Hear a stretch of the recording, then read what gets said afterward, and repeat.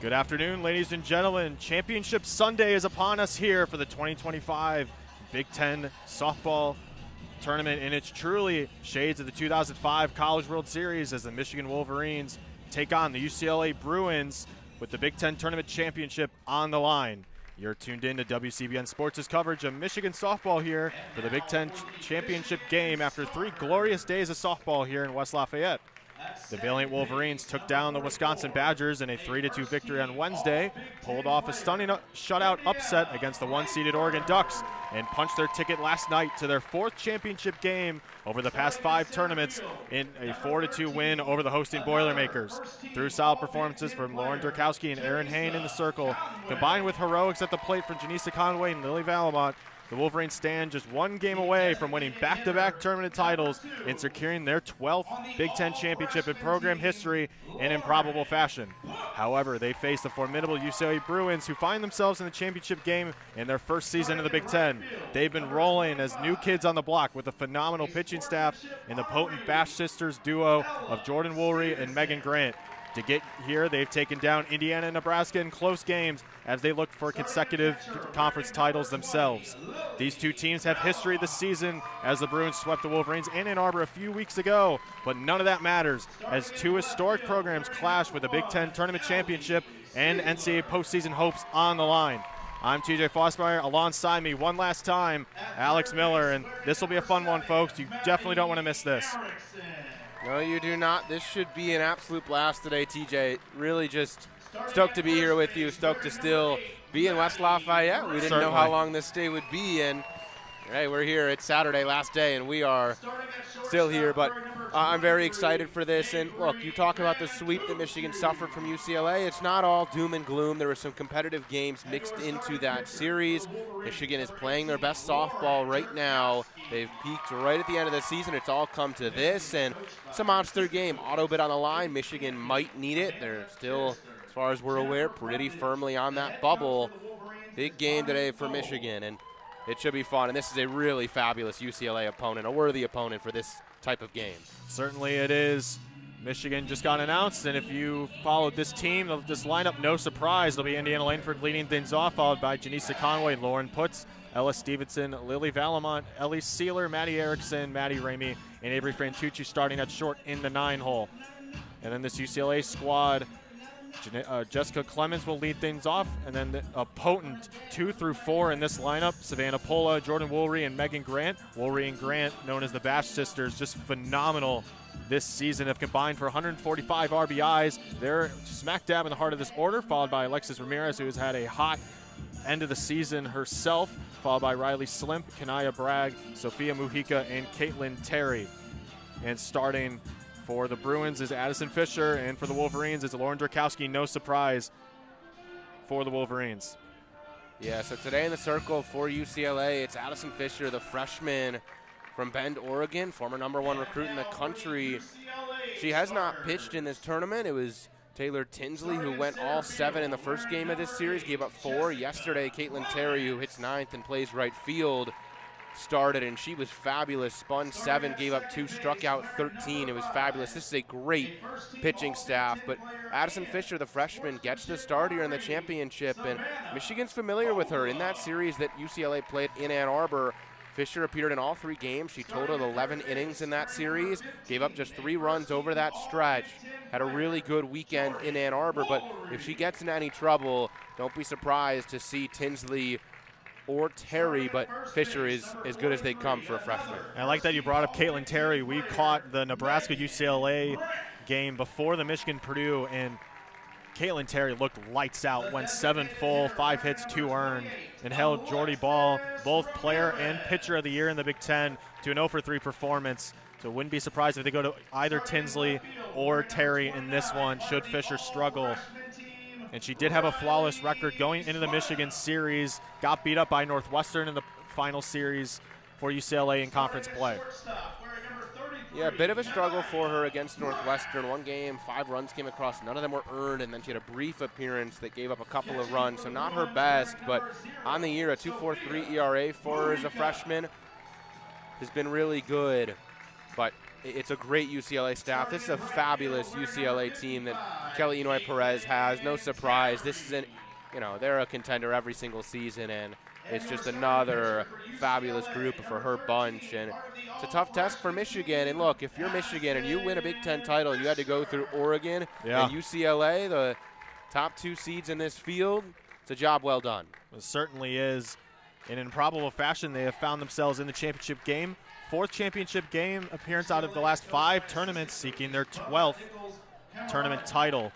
And for UCLA, they're seeking consecutive conference titles as well. Won the final Pac-12 tournament title last season. Rare that you find it that both teams in a conference title game are vying for consecutive conference titles. You never see that, but yeah, by rare, I was going to say. I mean, it has to be something like this. Exactly. I mean, with the new era of realignment, this stuff could be commonplace. You never know. Michigan is the away team, so they will hit first. Indiana Langford will lead things off. Michigan donning maize tops, blue pants. All whites for the Bruins. As Indiana Langford pacing up and down next to the lefty batter's box. She will get set soon as UCLA will take the field shortly. Yeah, those are some pretty crisp, all-white uniforms for UCLA with their blue accent. Got a pretty elegant color combo. Yeah, I was UCLA gonna say. Bruins do always, and they wear those super cool helmets that have the old school bear logo on the side. Cool. It's a really good group of uniforms they've worn throughout this tournament. But look, for Michigan here, it starts with Langford, who's been fabulous at the top. Michigan's 1 and 2 hitters. Langford, Conway, recently named all Big Ten first team members, but Langford in particular has just done such a nice job this series, finding ways aboard, be it by a bunt for a single, working counts for a walk. She's just done a really great job setting the table as she's expected, and Conway puts behind her the big power bats in this Michigan order. Completely agree. She's been the perennial leadoff hitter. It was Sealer's job last season, has moved into that role again, and has been stellar. 412 or 410 average, I should say, on the season. Laid down a bunt single and walked in yesterday's performance. And she makes any of those plays down the line so easy with a bunt single. What? PA announcer just messed up the UCLA coaching staff. Tried 3 different corrections. They were all wrong. Sorry. He said Nebraska staff, I believe, and then he said Kelly, or Associate Head Coach Lisa Fernandez got that right, and then Kelly, some other name, and then Kelly Perez forgot the Enoy, and the UCLA booth next to us said it. Just funny. But anyway, Kaitlyn Perez has a.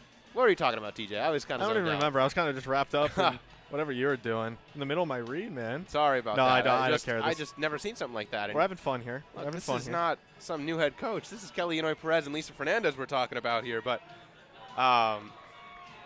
look, this is going to be really fun. And Addisen Fisher is phenomenal in the circle. And as I said, did a really nice job against Michigan just end of April 2 weeks ago. So Michigan has seen her but didn't do too well against her.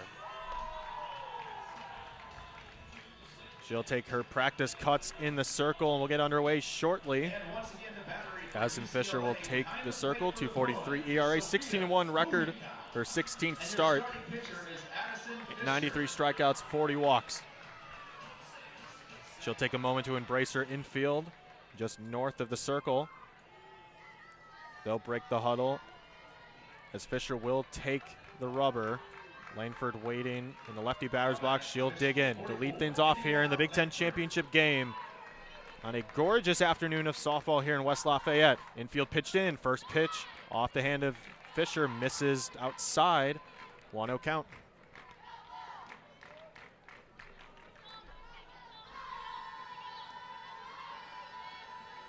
Langford choked up on the bat. The 1-0 finds the zone to even it up, 1-1. We've seen a lot of different defensive alignments against the slap-hitting speedster Indiana Langford. Corners well in here for UCLA, but interesting one is the second baseman Savannah Pola is pulled well to the first base bag. The 1-1 finds the zone. Good job painting the outside part of the plate off the hands of Addisen Fisher, 1-2. And Indy Langford all year long, but in particular in this tournament, has been a fabulous two-strike hitter. Doesn't swing and miss much, doesn't chase much. The 1-2 misses just inside. 2 balls, 2 strikes.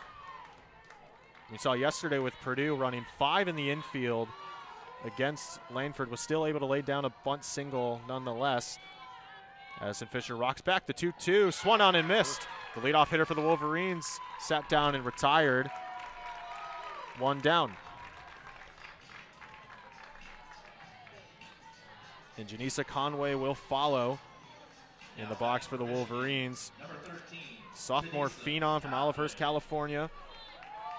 Dominated in Big Ten play, 432 average, drove in 2 runs so far in this tournament. First pitch she'll take upstairs outside, ball 1. UCLA outfield on Conway way back. The center fielder Clements at the warning track. The 1-0 count on the way, right over the heart of the plate to even it up, 1-1. There's a lot of room in the left center and right center field alleys here. Both corner outfielders push toward the foul poles and way deep. 1-1. Misses just inside, 2 balls, 1 strike. Fisher's attacking that down and in corner to the left-handed hitter, and Janisa Conway got a strike the previous pitch and missed just a little bit in that time. Fisher will check the wristband, rocks back the 2-1 on the way. Swung on, chopped to Bragg at short, fired across the diamond to first. 2 down.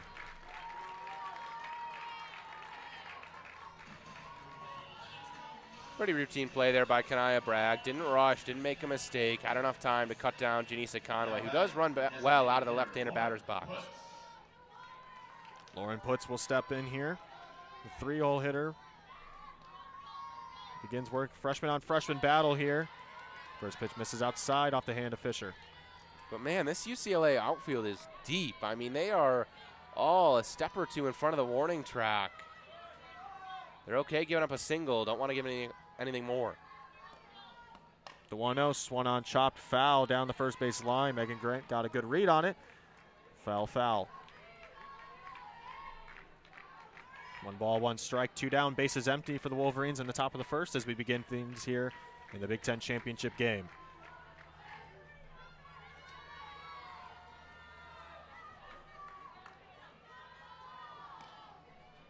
The 1-1 chopped on the left side of the infield in between Woolery and Bragg. That'll find some left field free real estate. 2-out base runner for the Wolverines. And Michigan's on in the hit column. Really good piece of hitting there for Lauren Putz. Got an off-speed pitch, was able to wait on it, keep her hands back, and just knock it through the 6-hole between Bragg and Woolery. Ella Stevenson, the sophomore from Algonac, Michigan, will step in with a runner on, 2 down. First pitch way upstairs.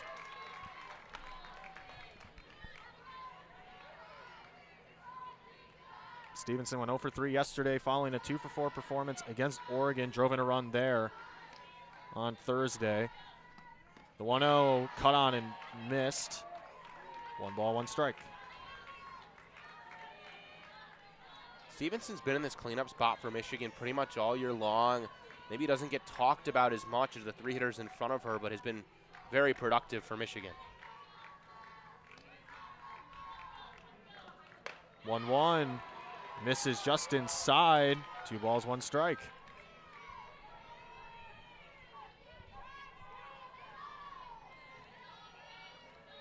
Bruin outfield still playing deep, as you said, Alex. 1 or 2 steps away from the warning track. The 2-1 swung on, fouled down the third base line. And I'm curious to see how far into this Michigan order that sort of defensive setup extends. I imagine we'll see it for someone like Maddie Erickson. I imagine for Lily Valamont. But I'm curious if Ellie Sealer or an Avery Fantucci type drags that outfield in a little bit. 2 balls, 2 strikes, 2 down here. Fisher will deliver. Stevenson will pop that one into right field. Terry will shade under that one. The side is retired, so Michigan will strand 1 here off 1 hit from Lauren Putz, the freshman. Michigan can't put anything up on the board here in the top of the first as UCLA will take their first cuts against Lauren Derkowski. Good inning of work there for Fisher. Nothing hit particularly hard, just the ground ball single from Lauren Putz. She looked good, and she's a really good arm. This whole UCLA staff is full of them. And to me, the big question for this ball game is, for Michigan, if you get a day where Lauren Derkowski and or perhaps Erin Hoehn battle through this one and say give up 4 or 5 in 7 innings to an offense that's as good as UCLA's. That's not a terrible day in the circle. Right. Can this Michigan offense win a game like that against this UCLA pitching staff? Derkowski, Hoehn give up 4. Can Michigan score 5? And I don't know. It's close, but someone's going to have to step up, put a couple good swings on the ball today. Yeah, certainly somebody that we haven't seen yet has to step up, and that has been the case. Like Lily Valmont has stepped up in a big way in this tournament. 2 for 4 against Oregon with a run scored. Launched a 3-run shot yesterday to put 3 on the board, and that was pivotal in the 4-2 victory. So we'll see indeed what happens here. Lauren Derkowski in the circle has had herself a phenomenal tournament as well. Through 14 innings of work, has allowed 13 hits, 5 earned, 10 strikeouts, 4 walks. Complete game against Wisconsin. Allowed no earned against a potent Duck lineup on Thursday, and only allowed 1 earned against Purdue. But she'll have her work cut out as UCLA lineup 1, 2, 3 due up. Jessica Clemens will lead things off here for the UCLA Bruins. And then to run you through defense for Michigan. Valmont and Derkowski are the battery. Ramey, Laneford, Vantucci at short, Erickson at third. And left to right in the outfield, no surprises, Sealer, Conway, and Stevenson. We'll get underway here in the bottom of the first. Derkowski set with the right foot on the rubber, left foot back. Derkowski delivers. Clemens will pop that down the left field line. Sealer charging, will make the play over the wall. 1 pitch, 1 out. Nice play by Ellie Sealer out there. Running, knew she was approaching the wall, able to extend her glove and make a nice catch. And for Derkowski, great to get the leadoff hitter in Clemens, because 2 through 4 is just fabulous for UCLA. Fabulous indeed. Pola will dig in here. 443 average on the season. First pitch swung on hard and high to left field. Sealer has her work cut out for her so far in this inning. 2 pitches, 2 down for Michigan and Lauren Derkowski. Not bad. Sealer's battling some sun over there, clearly, both times. She had a ball toward her, was shading her eyes, but able to camp underneath that one for a while, made sure she was ready for it. And now Jordan Woolery, who has just been hitting, she's just been hitting nukes throughout this tournament. First pitch to Woolery. Derkowski finds the zone, strike 1. This feels like everything Woolery hits is hard. Line drives, deep flies, just has a lot of barrels on softballs. Has notched herself 3 RBIs in this tournament so far. Hit a home run against Indiana. The 0-1 breaking ball misses just downstairs. 1-1.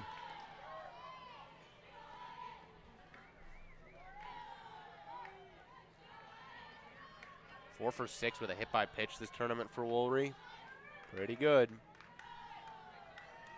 1 ball, 1 strike. Derkowski deals off speed, misses only just on the inside part of the plate. 2-1.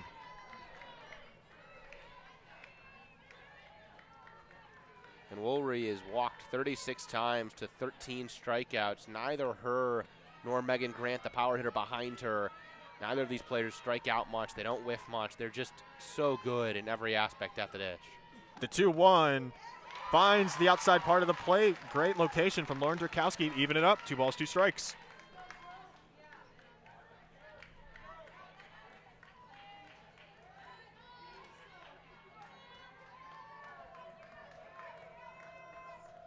The 2-2 swung on and missed. Lauren Derkowski gets the huge punch out, punches out Jordan Woolery. 3 up, 3 down for Michigan to keep things at 0-0. We move to the second inning now off what is so far a great start from Lauren Derkowski in the circle.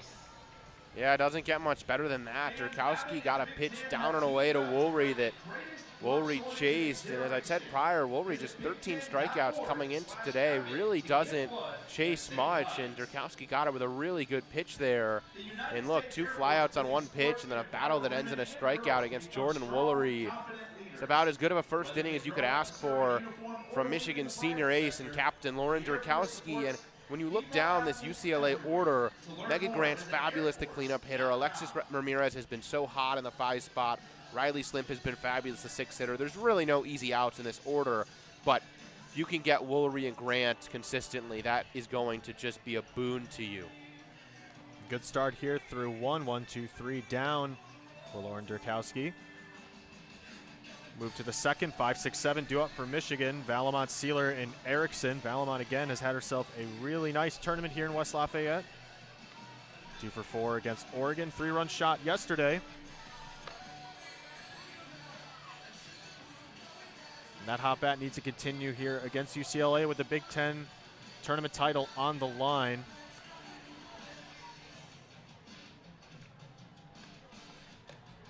As we get underway here, Valamont will dig in to begin things in the top of the second. Your score 0-0. You're tuned into WCBN Sports' coverage of Michigan softball here at the Big Ten championship game.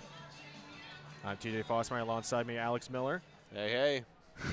For one last time here. Yes, sir. But hey, all 3 of these Michigan hitters in the 5 through 7 spots, Valamont, Sealer, and Erickson, they've come up big at an occasional spot in this tournament. Just looking for consistency for all 3 of these hitters to put together some competitive at-bats, because you know at their best, especially when you think about the years Sealer and Erickson had last year, you know that these can be top of the lineup, middle of the order bats. They're not in those spots this year, and that speaks to the depth that this Michigan team can have when they are at their best. Addisen Fisher will begin work on Valamont. Valamont will go first pitch, hacking foul into the Michigan dugout. 0-1 count. Valamont well behind that pitch from Fisher, but like the aggressiveness for her here. 0-1 outfield for the Bruins, still playing deep. Swung on and missed. 0-2 off the 2 foul tips for Valamont. She's quickly down in the box. Fisher went up there with a rise ball. Valamont tried to meet it, but yeah, this outfield really deep again. I'm curious if that stays consistent, especially if the bases are empty. The 0-2, Fisher fires, swung on and missed. This time foul towards UCLA dugout. Count still 0-2.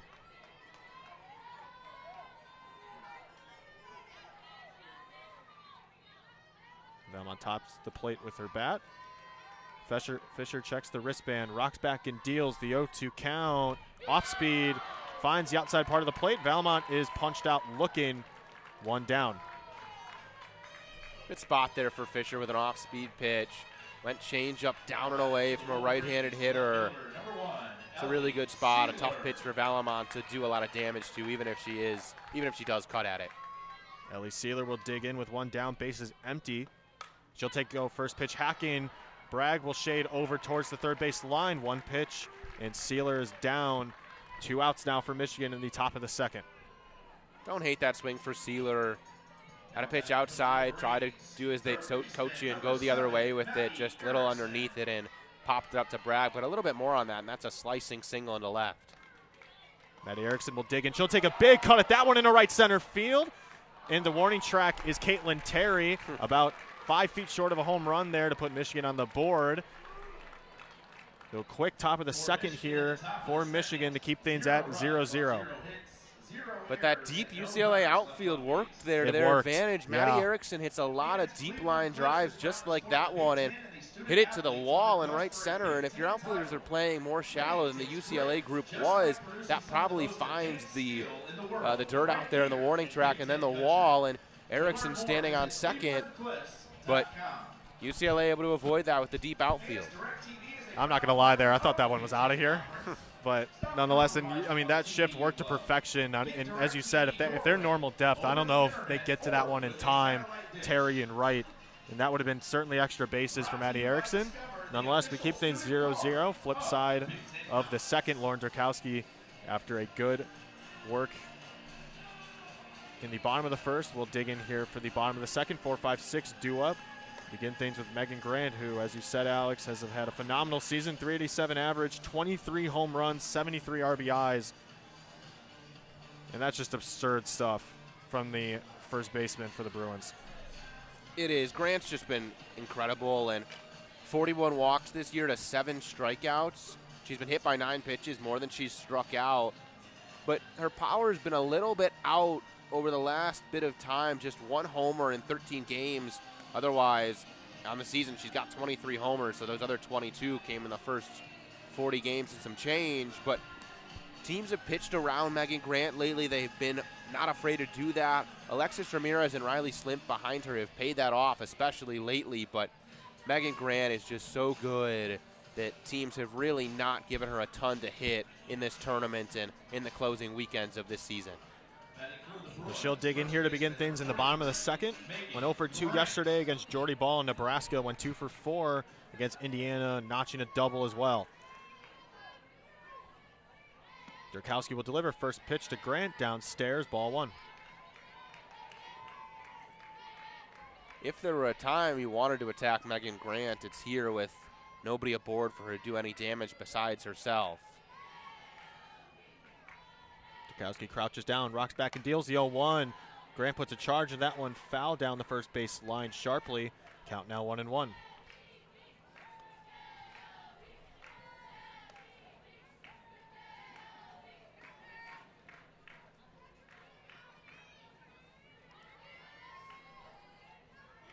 Grant, the lefty, digs in. 1 ball, 1 strike. Derkowski delivers, swung on off the off speed, popped up behind the plate, just out of play. Valmont couldn't get to that one. Count now 1-2.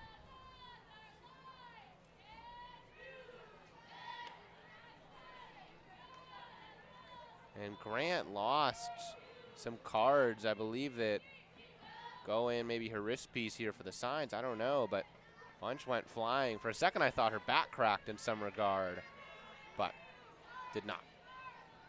Then Derkowski's throwing some heaters there if the metal bats are breaking. 1 ball, 2 strikes. Derkowski delivers way upstairs. Valmont had to get way up there to get to that one. 2 balls, 2 strikes. Valmont wanted to make a friend. She could have let that one go and maybe get a piece of the umpire, but nobody aboard for her to really need to keep that in front of her for. Derkowski is set in the circle. Grant awaits the 2-2. Swung on hard over the UCLA dugout. Out of play, and we'll do it again next time, 2-2. Megan Grant again, just 7 strikeouts this year. Just doesn't go down easily in the batter's box on anything and can really protect. And if you miss, she's going to deal you some damage. The 2-2 on the way, off speed. Just misses outside to the collective groan of the Michigan contingent that have made the trip. Count runs full, 3-2. Good try there for Derkowski. Tried to paint the edge. Either way, played with Grant's timing a little bit there at the off speed. 3-2. I don't think Grant can comfortably know what to expect here from Derkowski. 3 balls, 2 strikes. Derkowski rocks back and fires. Swung on hard into center field. Shallow center field. Fantucci will take it herself. 1 down for UCLA. It's a battle up there. Best against the best, and Derkowski won it that time. Got Grant to just get underneath that pitch, and I think part of that was the changeup, keeping her a little bit off balance there. Now she has to face Ramirez. Ramirez will dig in. The redshirt sophomore will dig in against Derkowski. Off speed first pitch. Misses just outside. 1-0 count. And Ramirez's last 10 before the tournament hit for a .538 average, notched 11 RBIs, 2 home runs to that as well. So a great end of season for Ramirez. He's also gone 2 for 6 in this tournament. Was hitless yesterday. Another off speed for Derkowski, misses low. 2 balls, no strikes.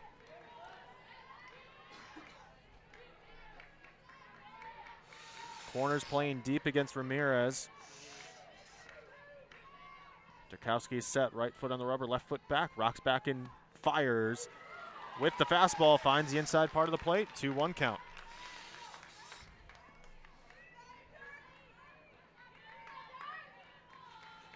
Derkowski gets the sign from Coach Brundage in the dugout, settles back into the rubber as Ramirez awaits. The 2-1, swung on to Fantucci at short, gloves that one cleanly, fires it over to first, 2 down for UCLA. Nicely done there by Avery Fantucci at short. Had to move a few steps back and to her right into the hole there to play it on a 1-hop, but had plenty of time to get Ramirez, who's not the quickest of feet. Riley Slimp will dig in, 394 average to end the season. 0 for 3 yesterday, gets a piece of that one foul, 0-1 count.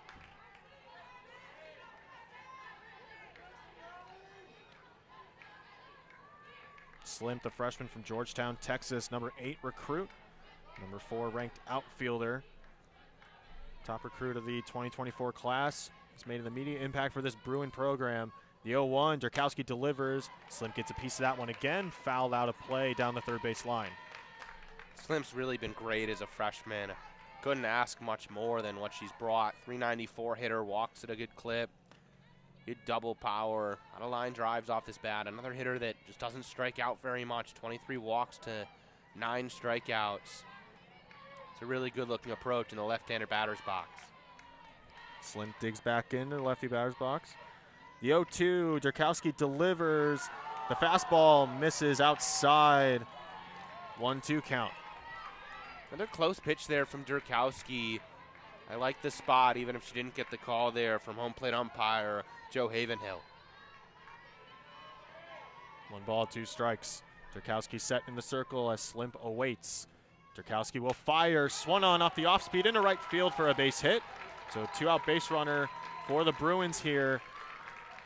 With Kanaya Bragg, the other freshman, trio freshman here, the 6, 7, 8 part of the Bruin lineup.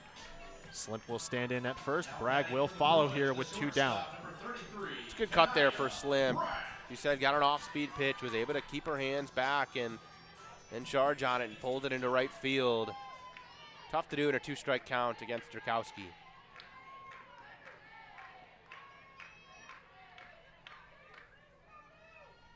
Bragg awaits. Derkowski goes to the fastball first here. 0-1 count, pumps one in there on the outside part of the plate. Kanaya Bragg is another freshman. Whenever I watch her, I just keep an eye on her stance. She's been hit by a nation-leading 20 hit-by pitches, more than she's walked, more than she's struck out. She doesn't really even crowd the plate much. Elbows maybe a little out there. The 0-1 gets a piece of that one at the middle of the bat. 0-2 now for Kanaya Bragg. Launched a home run yesterday in a 2-for-3 performance. 1 for 3 against IU on Thursday. Has a runner on, 2 down here in the bottom of the second. 1 ball, 2 strikes. Derkowski delivers, fouled straight back. We'll do it again in the 0-2 count.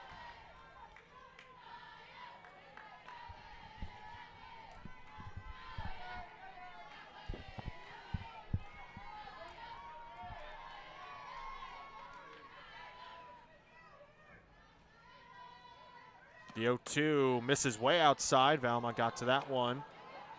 Slim slid to that one in the first a little roughly. Count now 1-2.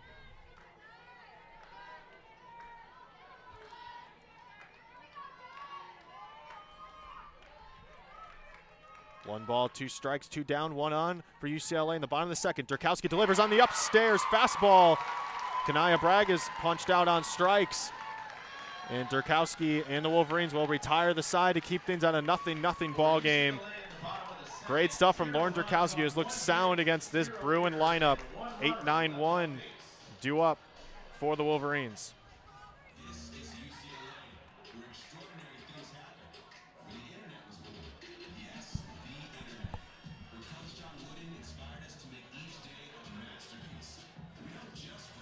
Yeah, another good inning of work there for Derkowski, who has had her job cut out for her today against a really good UCLA group, but just 1 over the minimum and the 2 innings of work and a pair of strikeouts has really done a nice job. And she certainly has, given a Michigan offense the potential to tack some on here in the top of the third. 8-9-1 due up here. Maddie Ramey will dig in to begin things for the Wolverines, playing first today. Notched her first hit of the Big Ten tournament yesterday. Last one of this Wolverine lineup to notch a hit in this tournament here in West Lafayette. It's been a great 4 days now, I believe, of this tournament. Great weather. We've been fortunate enough to have that. Gorgeous day. It is. It's been a beautiful week for this whole tournament. It's been light clouds, if any clouds, not a ton of wind. It's just been a beautiful week for softball, and Bittinger Stadium has been beautiful. It's been a lovely venue for this whole event. Certainly has. One of the nicer press boxes in the Big Ten here. To get a nice view as we'll get underway here in the top of the third. Addisen Fisher exchange a handshake with first baseman Megan Grant and Jordan Woolery at third. She'll settle into the rubber, begin work on Maddie Ramey.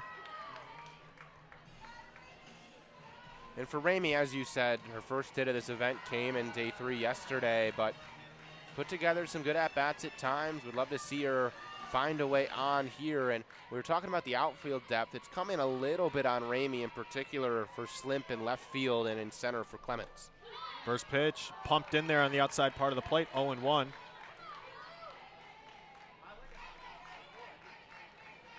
Ramey, though, can still pack a punch. 6 home runs, 23 RBIs.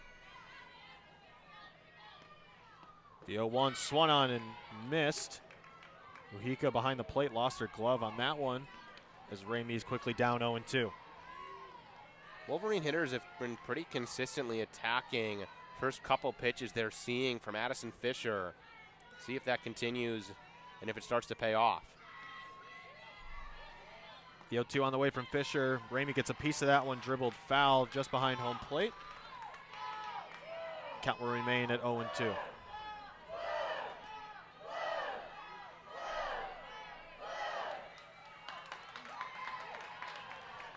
As Go Blue Trans echo through the stadium. The 0-2 count.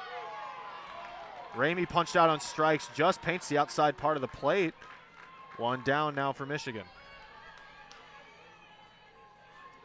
Good location from Fisher there, outside edge, and it's not a pitch Maddie Ramey loves. I don't know if she loved the call, but down in a 2-strike count, that's one you've probably got to at least try to scratch a piece of.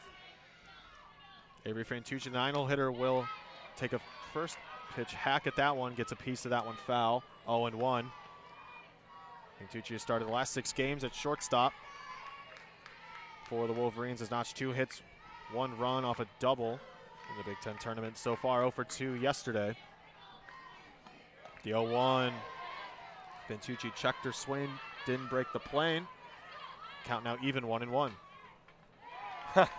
And the late appeal from Christina Drum at first says she went around. Count now 0-2. Yeah, she did go around. Funny that appeal took so long, though. The 0-2 now. Fantucci gets a piece of that one. Lucky she did off the off-speed off the hand of Addisen Fisher. Count will remain 0-2. Fantucci 0 for 2 day yesterday. It was the only Wolverine hitter that only came up twice. Day before that, had a knock.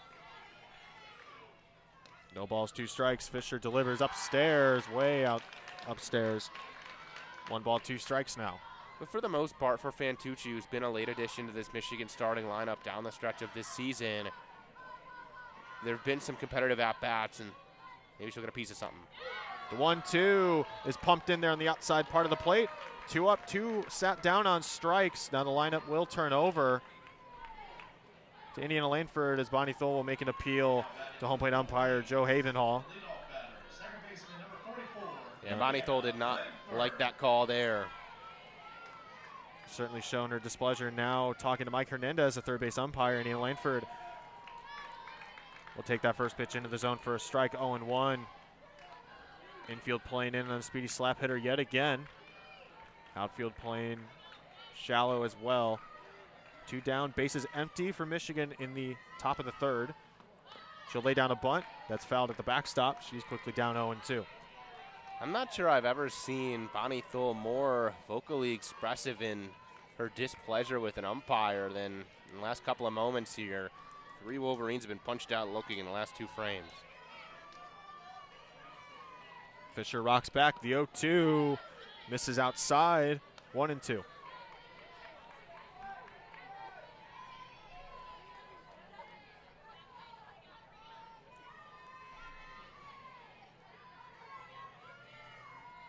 One ball, 2 strikes. Fisher fires to the plate. Misses again outside to even it up, 2-2. Fisher went down and away to Indiana Langford a couple of times there. Missed both times. See if she goes back to the well here. Gotta get Langford to chase on something down there. 2 balls, 2 strikes, 2 down. Fisher will deliver, slaps that one into left field. Making the play is Slimp in foul territory to retire the side.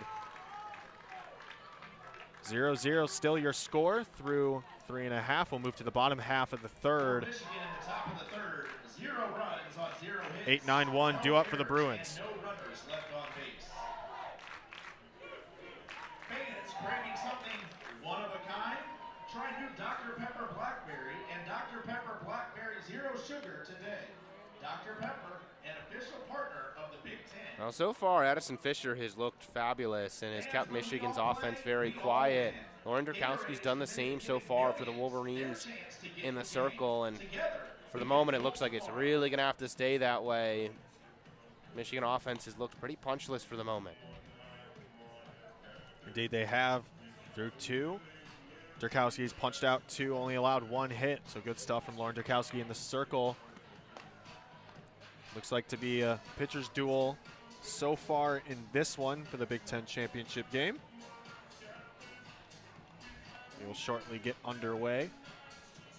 Here in the bottom of the third, Sophia Mujica will lead things off for the Bruins. And for this beginning of the bottom of the third here, 8 and 9 are the weakest 2 hitters in this order. No surprise, but it's by a pretty significant margin. Mujica, a 211 hitter. Kaitlyn Terry, a 276 hitter. A little pop in Mujica's bat, not much in Terry's, but when the lineup turns over, it's 7 other hitters hitting in the high 300s, a lot of them with a lot of pop. Don't want to miss here and walk one of these hitters, force hitters like Mujica and Terry to beat you and get 2 down before this lineup turns over. Mujica, the freshman from San Diego, California. Behind the dish today for the Bruins will lead things off. Hit a home run yesterday against Nebraska, her only hit in the tournament. She'll dig in here to begin things in the bottom of the third. Derkowski will deliver first pitch. Fastball misses just upstairs.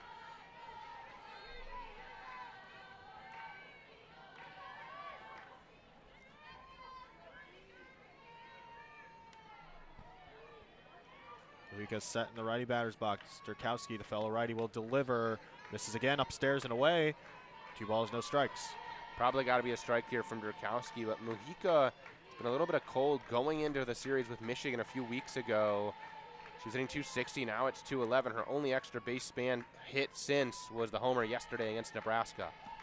The 2-0 is swung on high. Maddie Erickson calls everyone off in the infield. Will glove that one cleanly. 1 down for UCLA in the bottom of the third. Now batting for the Bruins, the right fielder, number 55, Kaitlyn Terry playing right field after starting yesterday. Looked lights out in the circle. Gets a nod. Normally the 9-hole hitter starting right fielder when she's not in the circle. The sophomore from Glendale, Arizona will dig in. With 1 down, bases empty. Derkowski delivers. Terry waves at that one. 0-1. Michigan infield well in on Terry. Runs very well down that first base line.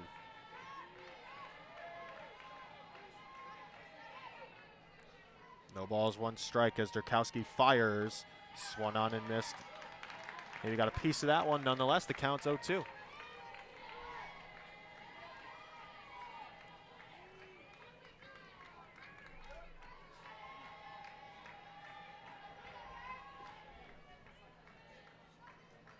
The 0-2 as Derkowski rocks back. Fastball misses outside. 1 ball, 2 strikes.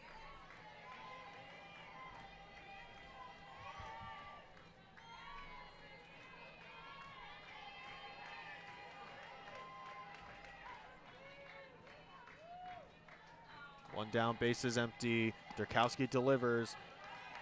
As Terry gets a piece of that one, fouled at the backstop to stay alive on a 1-2 count.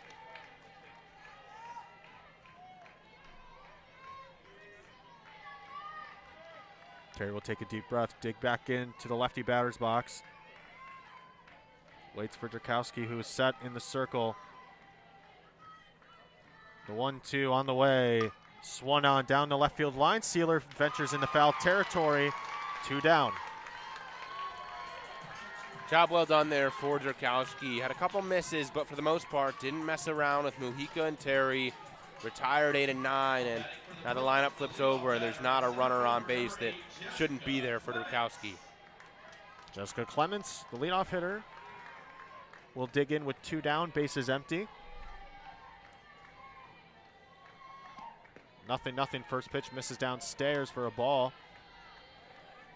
And Clements has had a phenomenal softball career. First started at Cal Poly, is 9th among active Division I players in career hits with 251, 15th in career average, 2 ticks under 400. The 1-0 swung on hard into right center field. Stevenson calls off Conway to make the play herself. The side is retired. So now through 3, we're still at a 0-0 ball game. It looks to be a pitcher's duel with Derkowski rolling in the circle for the Wolverines. For UCLA in the bottom of the 3rd, 0 runs on 0 hits, no errors and no runners left. Both pitchers just 1 hitter over the minimum through 3. It's been really good stuff on both ends for Derkowski and for Fisher. And you look at the numbers, and it's this UCLA offense on paper that will crack that code first. But so far, Derkowski has kept them quiet. He's going to have a tough task with 2, 3, 4 next inning, but same thing for Fisher, 2, 3, and 4 coming up right now, and it's a chance for Michigan to try to strike here. The harder their order up, and Conway puts in Stevenson. Certainly Addisen Fisher's got her work cut out. Conway's had herself a really nice tournament here in West Lafayette. 0 for 1 today,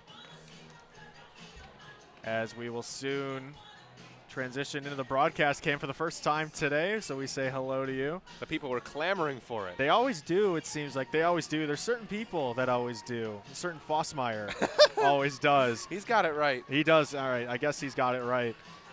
So we say hello to the broadcast cam first time. TJ Fossmeyer, Alex Miller waving to the crowd. Oh, the crowd. There's a crowd.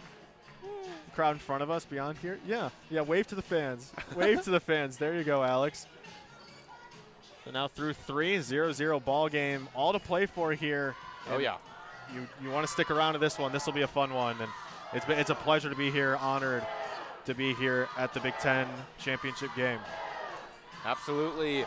Michigan probably needs this one more than UCLA does, but for UCLA, they want to make sure they host a regional. This game could matter in the long run for them as well, but for Michigan, who very well might need the auto bid to get into the NCAA tournament, this could end up being everything. There's a world they lose this game, and that's it for their season. It is, if you're Michigan, you've got to be playing like everything is on the line right now. Literally playing for your season. I know that Oregon win a couple days ago really helps, but another win against a ranked team will certainly help as we say goodbye to the broadcast cam for now. First pitch to Conway, misses, 1-0, your count.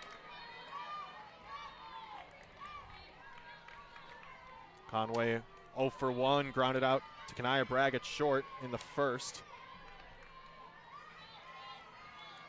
Fisher cradles, rocks back and deals. The off speed finds the outside part of the plate to even it up, 1-1.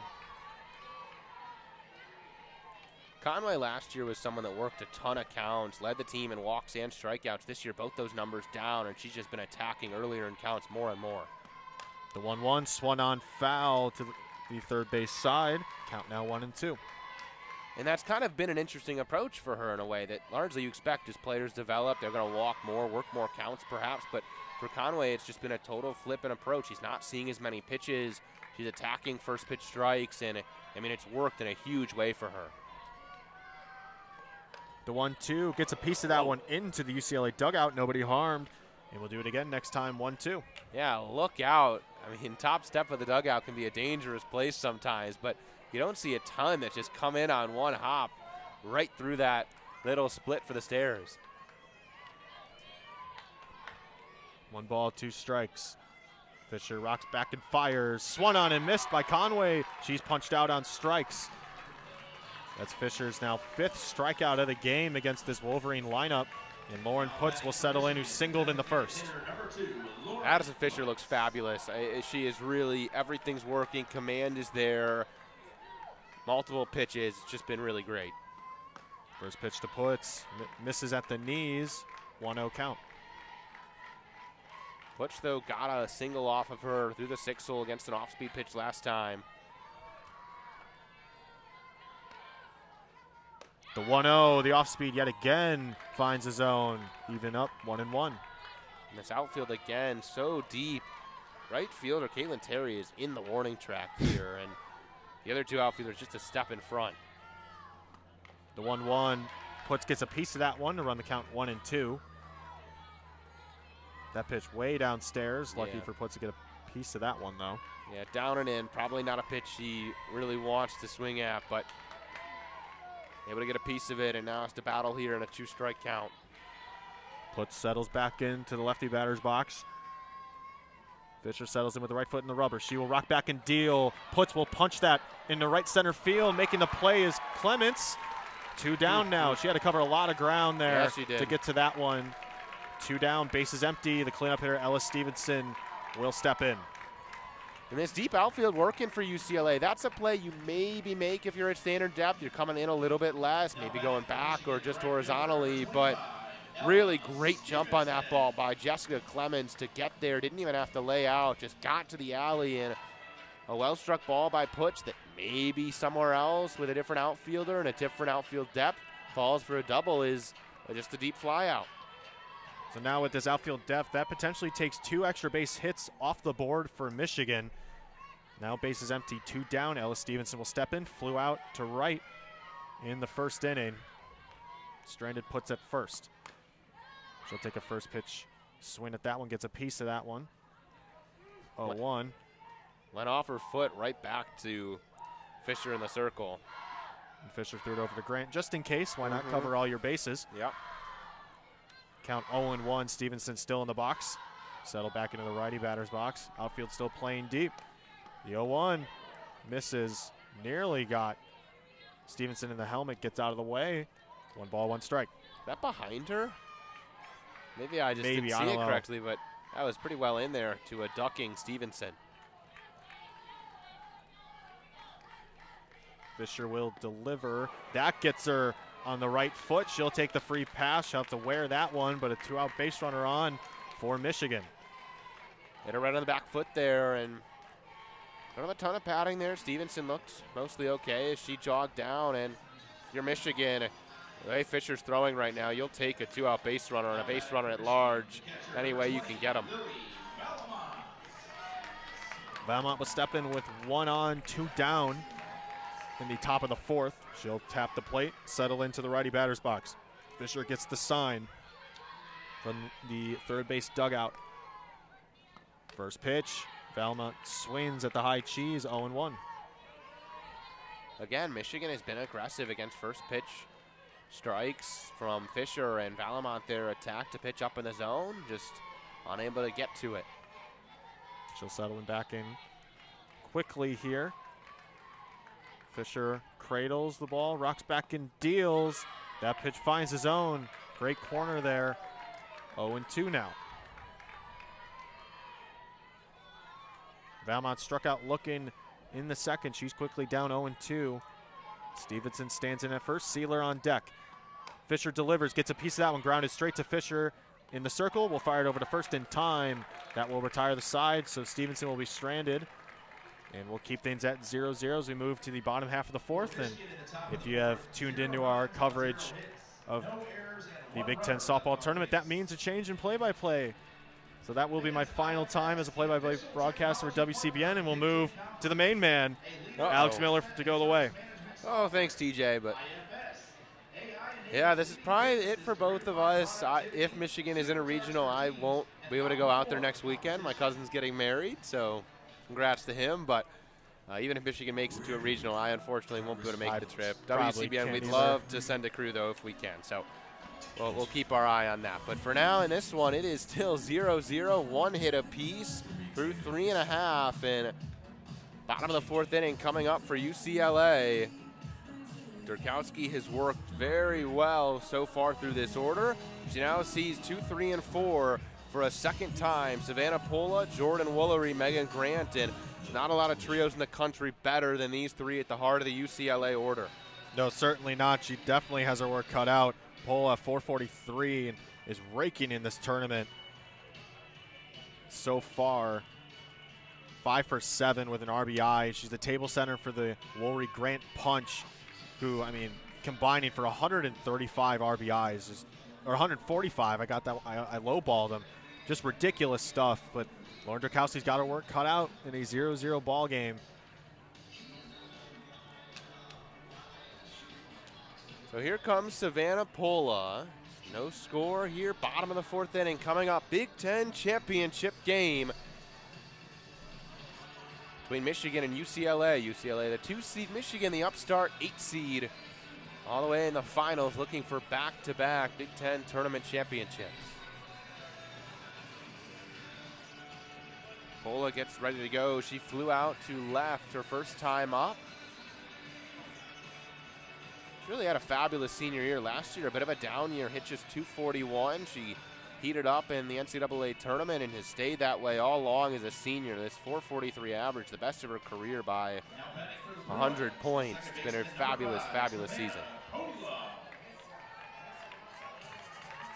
Pola will dig in. Corner infield in for Michigan. Indy Langford at second, fairly deep toward the outfield grass. Derkowski rocks. First pitch to Pola is well upstairs, about helmet high for ball 1.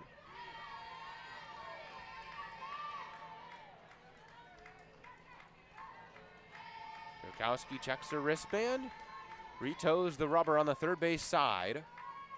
Here's her 1-0 pitch to Pola. It is taken for a ball. Lily Valamont held her glove for a little while there. Bark never came from home plate umpire Joe Havenhill. Great location, though. Pola gets a piece of that one. Can't do too much damage with that. Doesn't get the dice from Havenhill behind the plate. Here's a 2-0, down and away. 3-0, Derkowski behind Savannah Pola. And you can't give a free pass to Pola to first with Woolery on deck, knowing the damage she can do and what she's done all season. Derkowski unfurls and misses inside with a 3-0. Ball 4, 4-pitch walk for Savannah Pola to open up the bottom of the 4th inning. Lily Valamont out to talk to Derkowski in the circle, but leadoff hitter aboard for the Bruins. And that makes a hard job much more difficult with a leadoff base runner. 3-4-5 now with Woolery, who was punched out off the hands of Derkowski in the first. A lot of work for Lauren Derkowski in the circle to keep things at a 0-0 ball game. She struck out Jordan Woolery in a battle her first time up back in the 1st inning. Derkowski set at her belt buckle. Runner on first is Pola. It's the first pitch to Woolery. Half swing, it's a called strike. An awesome attack pitch from Derkowski. Set the tone, be aggressive against Woolery.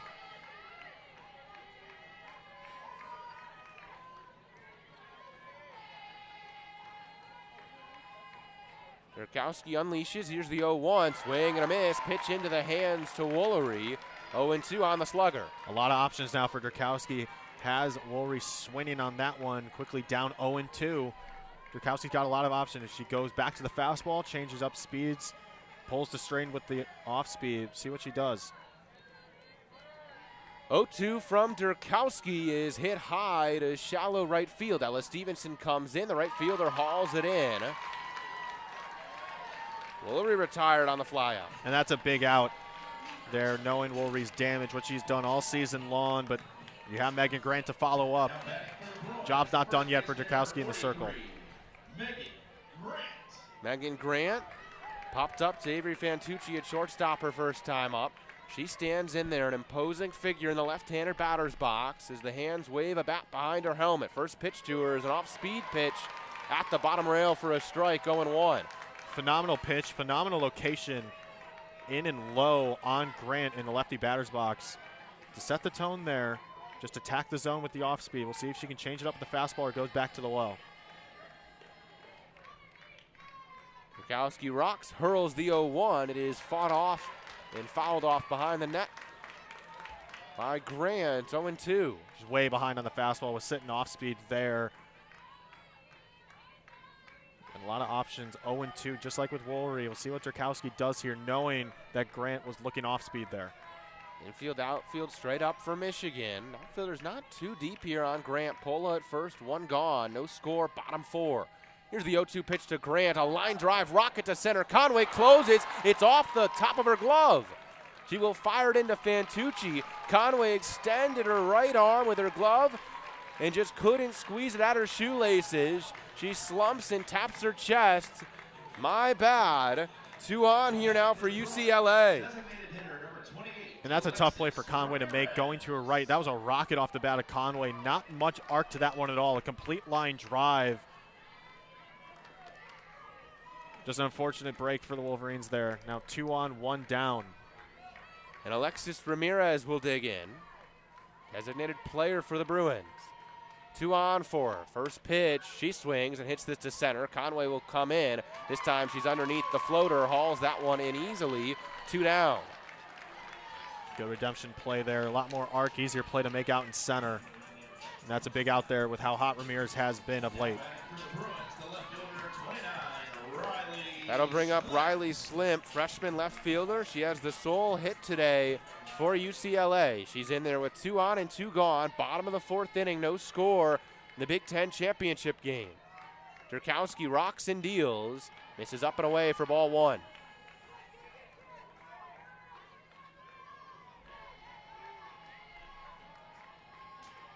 Slimp stands tall in the left-handed batter's box. Now bends the knees, lightly staggered stance, right foot up the first base line. 2 on for her with 2 gone. Here's the 1-0 from Derkowski. She misses low.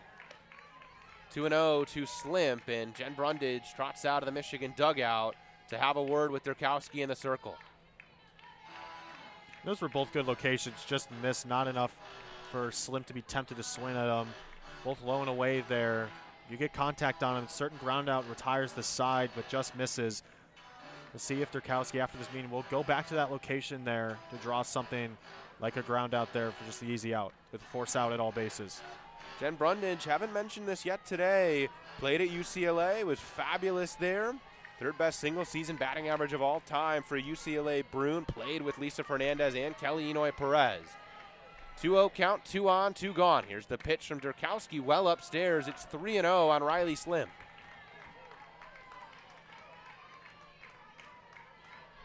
Savannah Pola at second, she walked. Megan Grant at first, she reached on an error by Conway in center. 3-0 to Slimp. Bragg is on deck. Derkowski delivers and pumps one in there down the pipe for a strike, 3-1.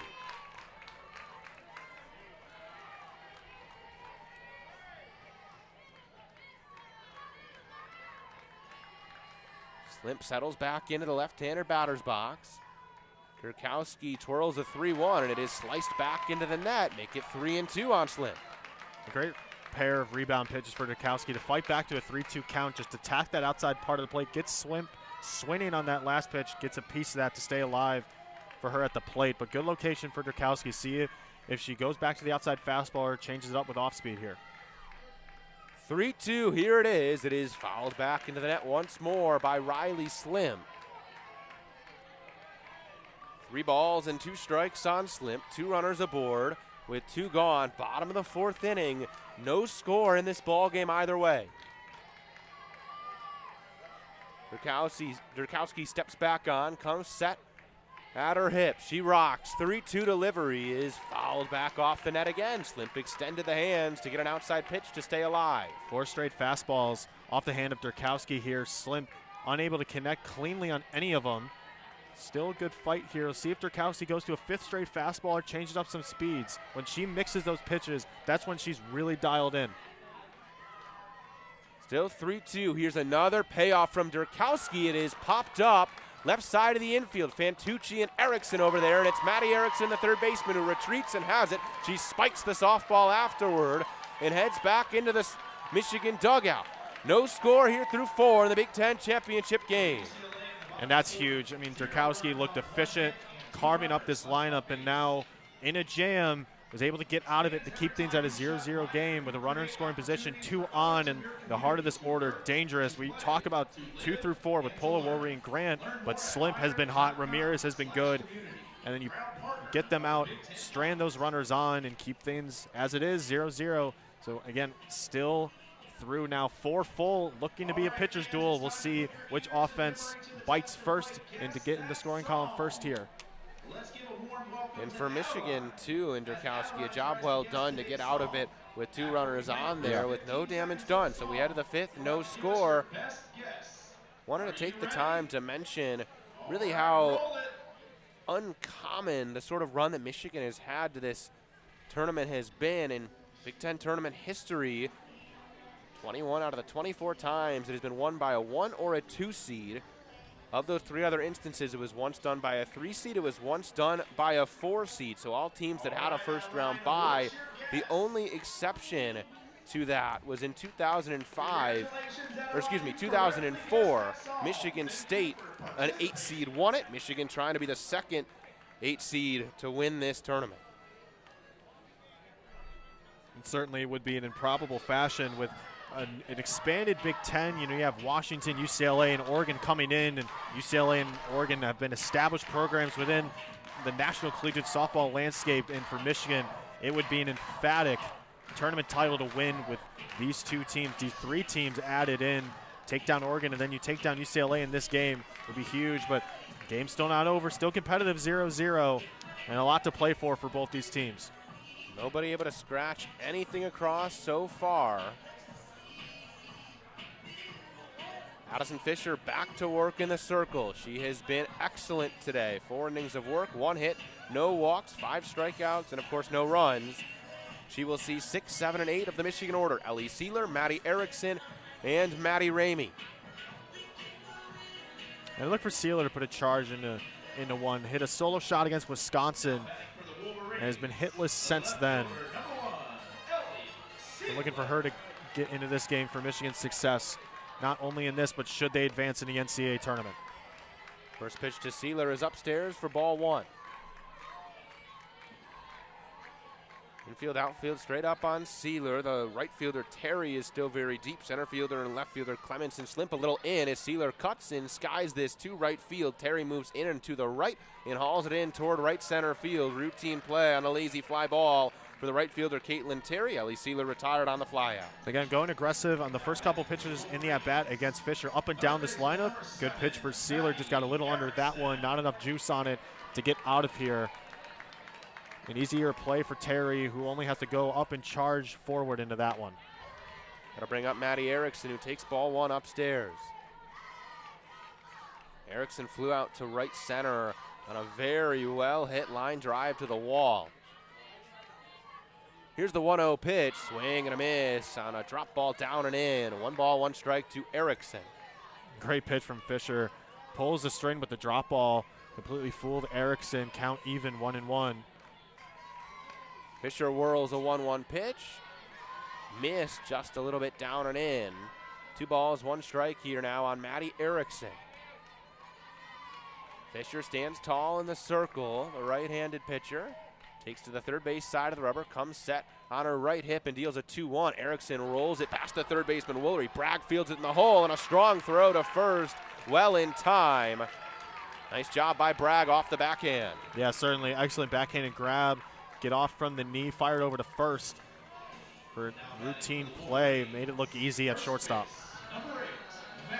2 gone for Maddie Ramey. Michigan's first baseman struck out looking back in the 3rd. She's up here with 2 gone in the top of the 5th inning. First pitch to her is a called strike. Fisher painted the inside low corner.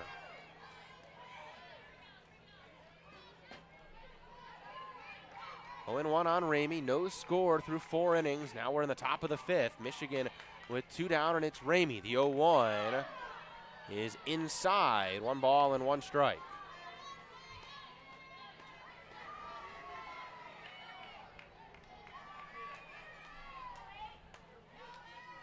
Ramey shuffles her feet and digs in. Staggered stance up the first base line. She cuts on a rise ball up, fouls it off. 1-2. Not a pitch that can do a lot of damage. Rise ball up and away. Lucky to get a piece of that one.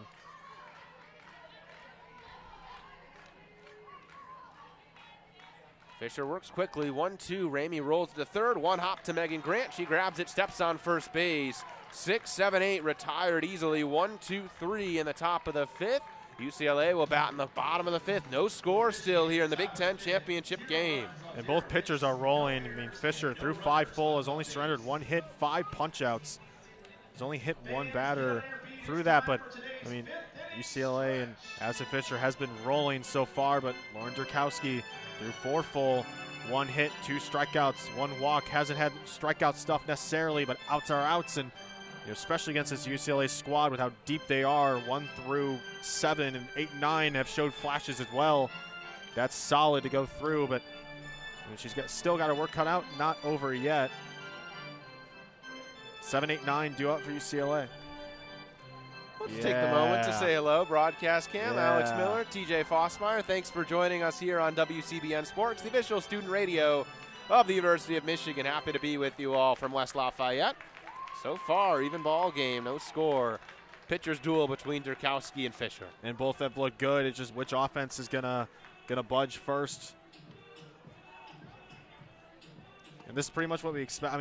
For Derkowski has looked solid all tournament against this UCLA squad that was all over her. Ann Arbor has found something. West Lafayette always finds something in these Big Ten tournaments. It seems like she has, shut out this lineup through 5 so far. 7, 8, and 9, as you said moments ago, for UCLA. We'll get back to it here. We'll bring the broadcast cam back at some point. I assure you, don't you worry. It'll be back. Come on. We missed the 5th inning stretch. We did. Come on. Take your stretch now. Don't worry. Oh, it's fine. It's fine. I got to be professional, Bottom of the 5th inning. No score here in the Big Ten title game. Kanaya Bragg, Sophia Mujica, Kaitlyn Terry, 7, 8, and 9. Due up for UCLA against Lauren Derkowski. Derkowski threw 4, 1 hit, 1 walk, pair of strikeouts, nothing across. Kanaya Bragg will dig in. She struck out swinging in the 2nd. She's in the right-handed box. First pitch to her. Misses just up above the zone at the letters.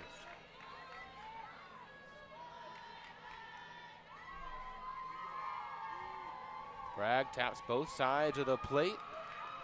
Is deep in the right-handed batter's box. A bit away from the plate. 1-0 from Derkowski. Misses low. South of the zone, 2-0.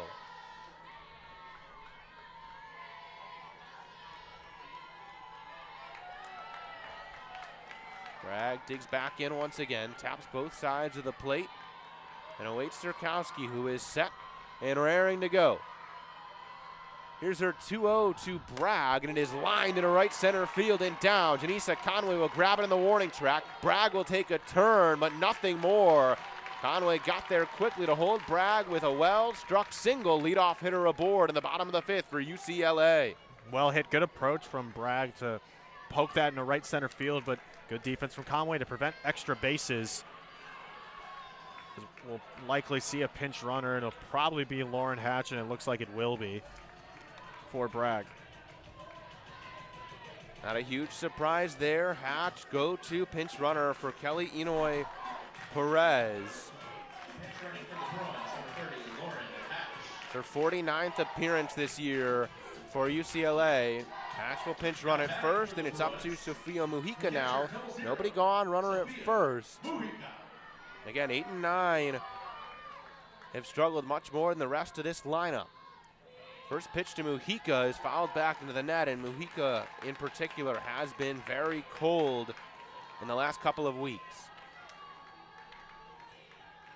Her only hit in this tournament, though, was a home run yesterday, so has made the most out of what she has given for this squad. And for Hatch on first, had a perfect career stolen base record, was cut down by Valamont a few weeks ago. Mujica fouls this one off, back off the top of the net. She's down 0-2 to Lauren Derkowski.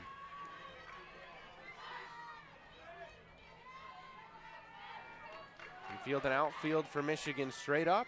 Infield deep at double play depth. Outfield largely standard back there. Derkowski is set at her belt buckle, brings her hands forward and deals the 0-2. It is skied high into shallow right field. Indiana Link for the second baseman, called off by Stevenson, who makes the catch a few feet into the outfield. The right fielder came in, and Mujica retired. And as we said before, it's so important to get these 8 and 9 hitters gone in Mujica and Terry before the lineup flips over with a runner on. And that's a big one to get Mujica out. Now it's Terry, infield brought in against the left-handed hitter. First pitch to her, she squares around, lays down a bunt. It's a good one. Erickson, the third baseman, on the charge. Her throw gets off the glove of Maddie Ramey and scampers into right field. Both runners move up an additional 60 feet. Hatch to third, Terry to second. And it looks like Valamont immediately standing in front of home plate, signaling for Bonnie Thole to challenge that one. Thought Terry left early. So Bonnie Thole exchanging some words with Joe Havenhill. We'll see if they go to the replay. She's animated too about something. She's animated. So Terry, the slap hitter, when she lays down the ball, has to be in the batter's box. Yeah. And we'll see if there's a review of any sort about this. They also could have been talking about Lauren Hatch leaving it first, but as you said, the points seem to be toward Terry and toward the plate. But for now, it seems no look will come of this, and runners on second and third with one down for UCLA as the lineup flips over to Jessica Clements.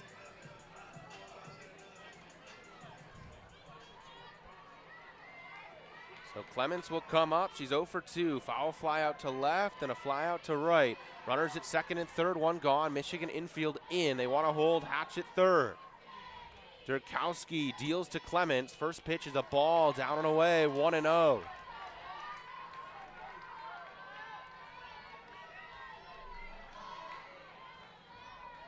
Derkowski peers to Jen Brundage in the Michigan dugout for the sign and is set. Here's the 1-0 hurl. Bunt popped up. Erickson is right there. The third baseman comes in and hauls it in for out number 2. Clemens just could not lay it down. And that's probably best case scenario. You keep the runners at bay. You don't sky one too far in the outfield for Hatch to tag up easily with her speed. And that's about best case scenario for 2 down with 2 in scoring position. But Pola is stepping in. Work not done yet here in the bottom of the 5th. 2 down, 2 in scoring position for Savannah Pola. First pitch to her from Derkowski is hit high and well to right center field. Stevenson runs over and she's underneath it just in front of the trap. The Wolverines strand a pair of runners in scoring position. There is still zeros all over the board as we head to the 6th. And in the biggest of jams, Lauren Derkowski still getting out of it. Not likely in the most efficient way, and doesn't necessarily have the strikeout stuff, but outs are outs still against this UCLA Bruins squad. Still to keep things at 0-0. Still has a pitcher's duel. Derkowski and Fisher are rolling in the circle.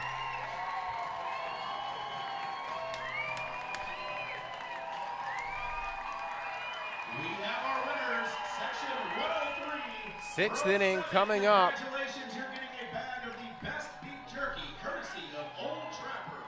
What's your beef? And Cece Thorington has a bat in hand here for Michigan.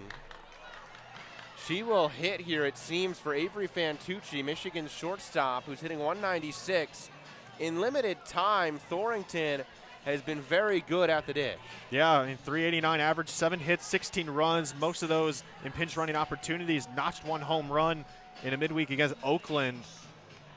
And why not, in a pitcher's duel, why not change it up a bit here? Give the freshman a pivotal chance right before the lineup turns over. And if she gets on, you have a speedster. Bit of a change for Michigan in the last couple of weeks. This kind of pinch hitting opportunity for the 9-hitter, be it McVeigh or Fantucci, had been Ava Costales, who is still without a hit this season, but has some pop. But it'll be Thorington, who has swung it well. You do lose your go-to pinch runner if you're Michigan late, but you have other options in Lexi Delamonica, Janella Lacqua, et cetera, Ella McVeigh even, that could come in and pinch run. Could be, and I like the changeup. You never know. Throw Fisher off a little bit and give a new look against Fisher as well. Freshman battle still in a tie ball game, 0-0. A lot to play for. 2 more innings to go, at least 2 more guaranteed.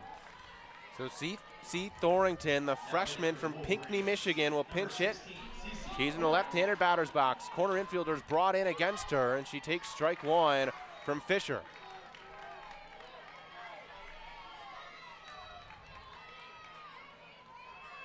No score here in the Big Ten championship game, top of the 6th inning. 0-1 count on the pinch hitter Thorington, and she takes one away for a ball, 1 ball, 1 strike.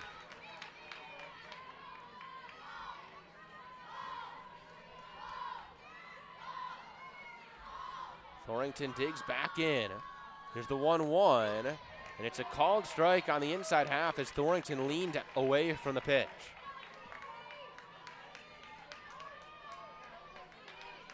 1 ball and 2 strikes on the freshman. She shows bunt for timing's sake, pulls it back, 1-2. She leans away again. This time it's called a ball in. 2 balls, 2 strikes on Thorington.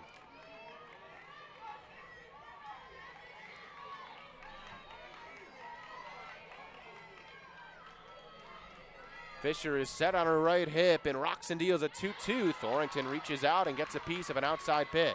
And lucky to get a piece of that one. Can't do much damage with that. Up and away with the rise ball. It stays alive, just able to get a piece of it. Thorington settles back in the left-handed batter's box. Here's the 2-2. She fights it off, and it is floated foul into the UCLA dugout, third base side. Still 2-2 here for Thorington. Freshman showing some good fight here against Fisher, who has looked dominant so far.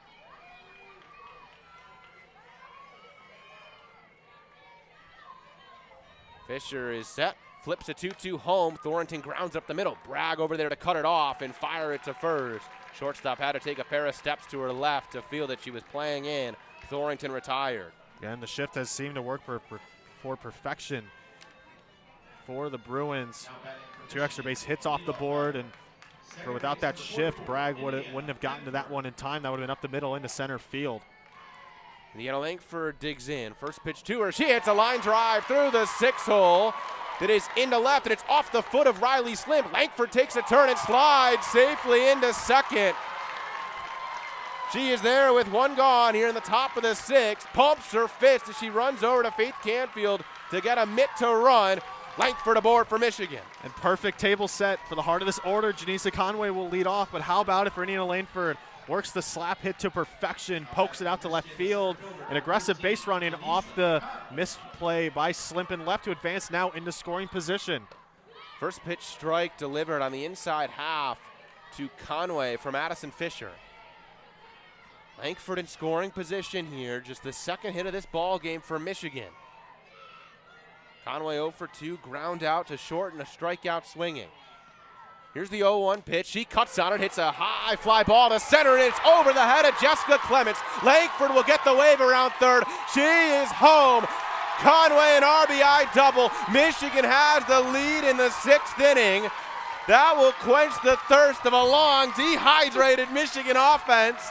1-0 here in the 6th. And Alex, you couldn't have worded that any better, and Michigan's offense couldn't have put that any better. Indiana Langford sets the table perfectly with the slap hit, advancing to scoring position, and Conway with that big bat scores her from second. Was able to just get over the head of Clements, and the shift not able to work that time. Michigan finally on the board. Lauren puts now with Conway at second. She cuts on the first pitch and rolls it foul. But interesting, you mentioned the defensive arrangement. Clements wasn't deep there, likely because Langford was at second. If she'd been playing at the wall, she's there to haul that in. Instead, it goes over her head, and that's the power of Langford getting herself aboard. But she was still deeper relative to most outfielders anyway. As Puts grounds an 0-1 pitch back to the circle. Fisher fields it, tossed to first, 2 down. Conway moves up to third.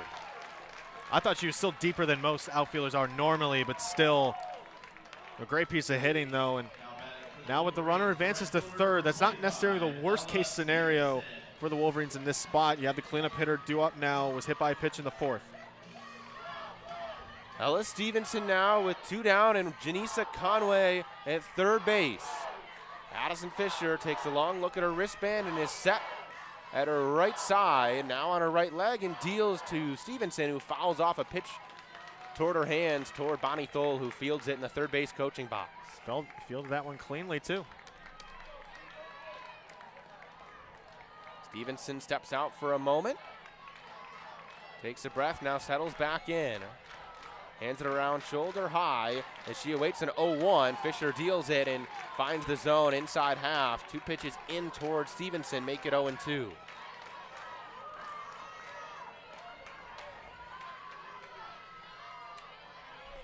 Stevenson twirls the bat up, rests it on her shoulder as Fisher gets ready to go here. Here she comes, the 0-2 delivery is up and in. Stevenson checked her swing, appeal down to first. Christina Drum standing over there says she did not go. 1 ball, 2 strikes now on Ella Stevenson.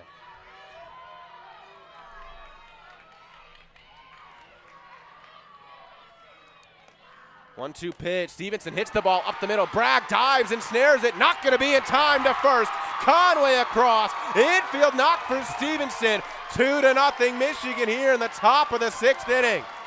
And not the cleanest hit off the bat as Stevenson. Bragg had to dive to get to that one, prevent it to go in the outfield. Didn't matter. Stevenson was able to gallop in time. Now two aboard for Michigan in the 6th. And with how both these pitchers have been rolling, you have to take any chance you have. In Michigan so far throughout this entire tournament have not only put runners on, but have capitalized. That has been a struggle for them mightily throughout this season, but they have come up in such a big way. They're heating up at the right time and taking a lead in the top of the 6th.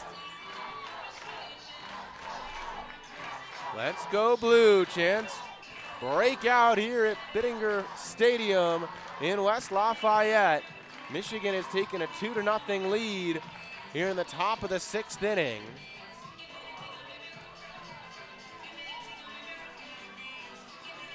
It'll be a pitching change. Taylor Tinsley, the UCLA ace, will come in here and take the softball from Addisen Fisher.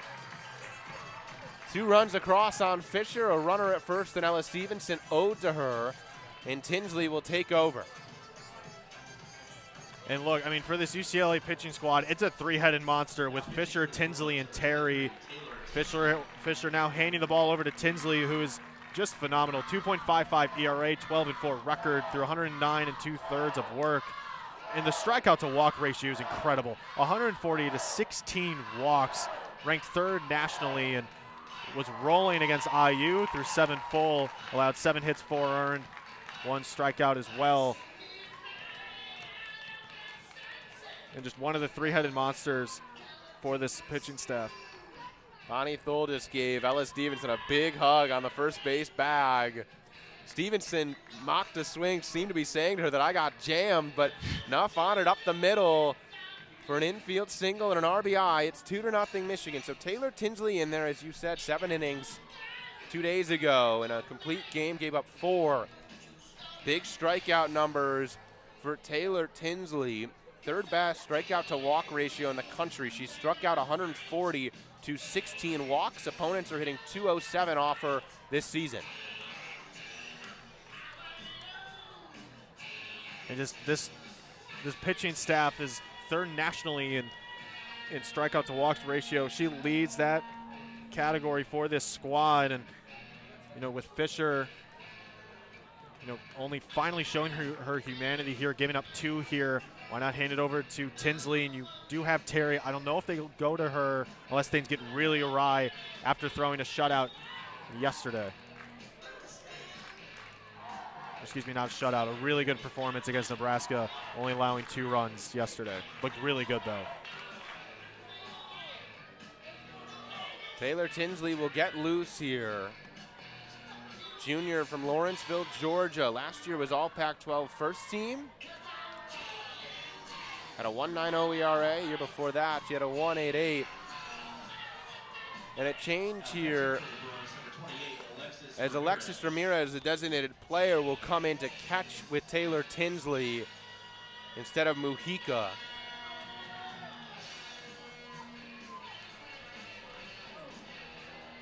Interesting, a complete battery change here. Valamont will step in here. Had herself a good tournament with runners on. Capitalized yesterday. We'll see if she'll capitalize here to tack more on the board to make Derkowski's life in the circle coming up as this game begins to wane here. A little more comfortable. 2-0 Michigan here in the top of the 6th inning. Both runs have just come across. Now it's Lily Valamont. She'll be the first to see Taylor Tinsley with a runner on first and 2 gone. First pitch to Valamont. She rolls it foul, 3rd base side to the UCLA dugout. Nice play by Bonnie Thole off the wall. 0-1 on Valamont. Strikeout and a ground out back to the circle today for Valamont. Here's the 0-1 from Tinsley. It's up and in. Appeal down to first. Valamont held up pretty clearly. 1 ball, 1 strike. Good restraint there with the rise balls, but Tinsley does so well.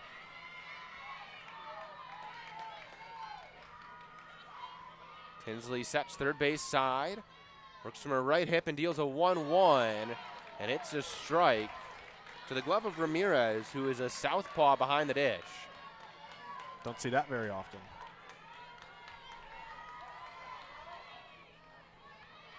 One ball and 2 strikes on Valamont. Here's the pitch from Tinsley. Valamont fights it off, pulls it foul on the ground. And it's particularly interesting for Ramirez. She bats right and throws left. You usually see the opposite of that, if anything. Not a lot of lefties who choose to bat right-handed, but that's what Alexis Ramirez does. 1 ball and 2 strikes on Lily Valamont. Runner at first is Ella Stevenson. 2 gone, top of the 6th inning. Tinsley rocks and fires. Valamont scratches it back into the net behind home plate. Still 1-2. Good job to stay alive here. Tinsley's throwing a lot at Valamont here. Fresh into the circle, fresh arm for the Bruins. Throwing a lot, but good job for Valamont to stay alive. Outfield very deep on Valamont. Runner at first and Stevenson. 1 ball, 2 strikes. 2-0 Michigan, top of the 6th inning. Tinsley is set and fires. Valamont gets a pitch up and in, pulls it down the third base line. It will land foul. Riley Slimp not able to run it down. Good connection for Valamont, just a tad early. Sounded like a good barrel from up here. Still 1 ball, 2 strikes on Lily Valamont. And a runner at first in Ella Stevenson. Tinsley is set. She hurls an off-speed pitch that missed the zone. Close pitch toward the outside edge. 2 balls and 2 strikes now on Lily Valamont. Tinsley tosses the 2-2. Valamont bloops this third base side, and it is foul over the head of the third baseman, Jordan Woolery. Gee, and I should have kept counting how many pitches there would be in this at-bat. Valamont staying alive, working Tinsley deep through just this first at-bat from her in this game. Still 2-2, 2 gone, runner at first, 2-0 Michigan, top of the 6th inning. Big Ten championship on the line here. 2-2 from Tinsley is well up and away. 3-2 Valamont, a battle up there.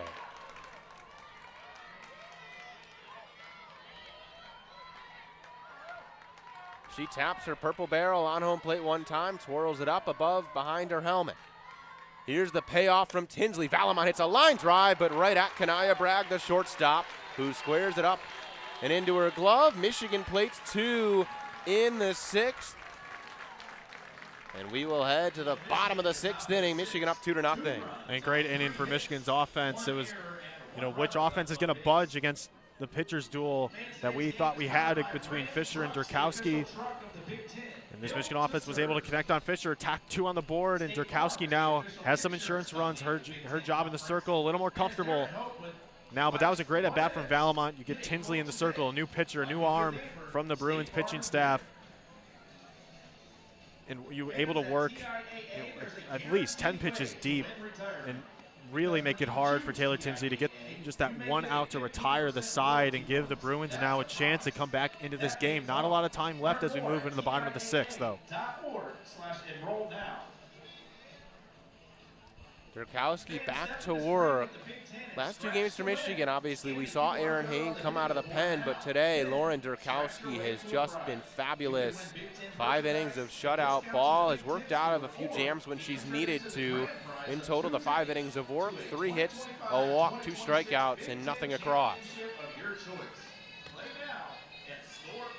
Big part of the order coming up here, though, for UCLA in the bottom of the 6th inning. It's 3, 4, and 5. Jordan Woolery, Megan Grant, Alexis Ramirez, and who knows how this goes, but it could be the Bash sisters, Woolery and Grant's last ups in this ball game. Yeah, could be, and getting these first 2 outs, crucial. Not an easy job for up and down the Big Ten, even the national spectrum. Not easy to get Woolery and Grant out, but certainly Dirk has made it look easy so far. Struck out in the 1st, forced a fly out against Woolery in the 4th. Janella Lacqua will come in defensively to play second. Avery Fantucci returns for Thorington to play shortstop. That's the middle infield for Michigan. Rest of the defense remains the same. Derkowski on the rubber. Woolery at the dish in the right-handed box. First pitch to her is a called strike right on the inside edge of the plate. And why not attack, as you said earlier in the broadcast, with Woolery, nobody on, nobody down. This is when you attack Woolery here. Just limit the damage. If she does connect on one, you only plate her here. 0-1 is down and in. And how good of a hitter do you have to be for us to be talking about, yeah, she hits one out, not the worst thing in the world. Well, no, but look, I mean, you got to play that game, and you have to play that game, especially in a 2-run ball game. 1 ball, 1 strike. Here's the pitch from Derkowski. Up and away for a ball. And I'm not disagreeing with you. These two hitters are just incredible. Woolery and Megan Grant behind her. Woolery today, though, 0 for 2. Strikeout and a fly out to right. Derkowski is set, shakes her hands, and now deals 2-1. Is up and in, 3-1 to Woolery.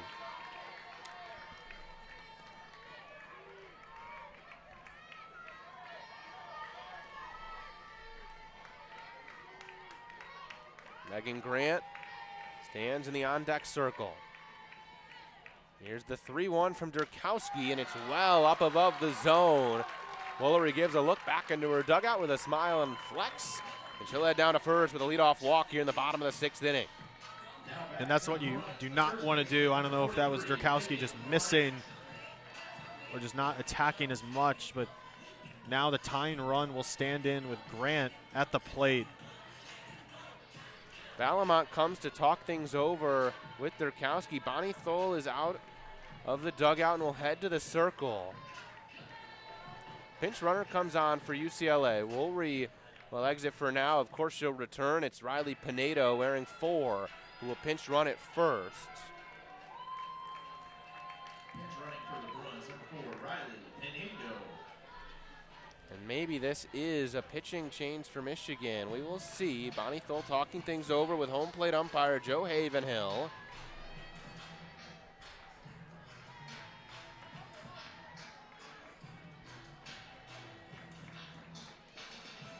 Derkowski has worked through 5. She has walked the leadoff hitter, and it is a pitching change. Here comes Erin Hoehn, who will take the ball from the senior captain, Derkowski.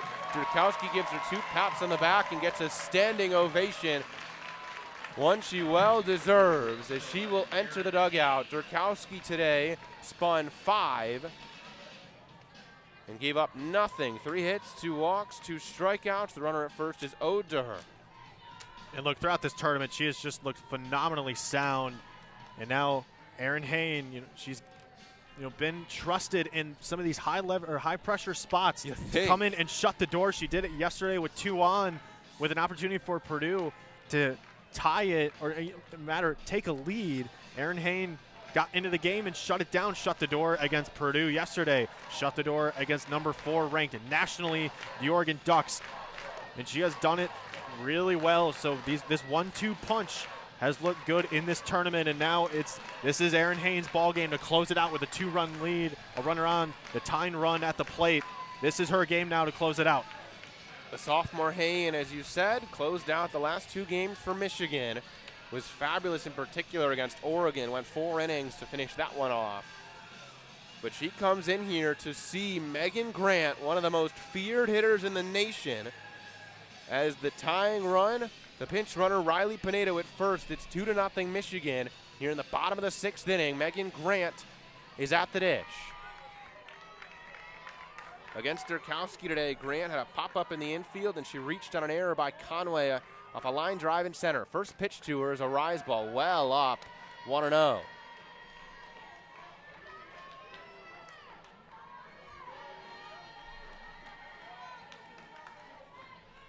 Grant digs in. She's tight to home plate, the left-handed box. The 1-0 to her. Misses 2-0, a little inside.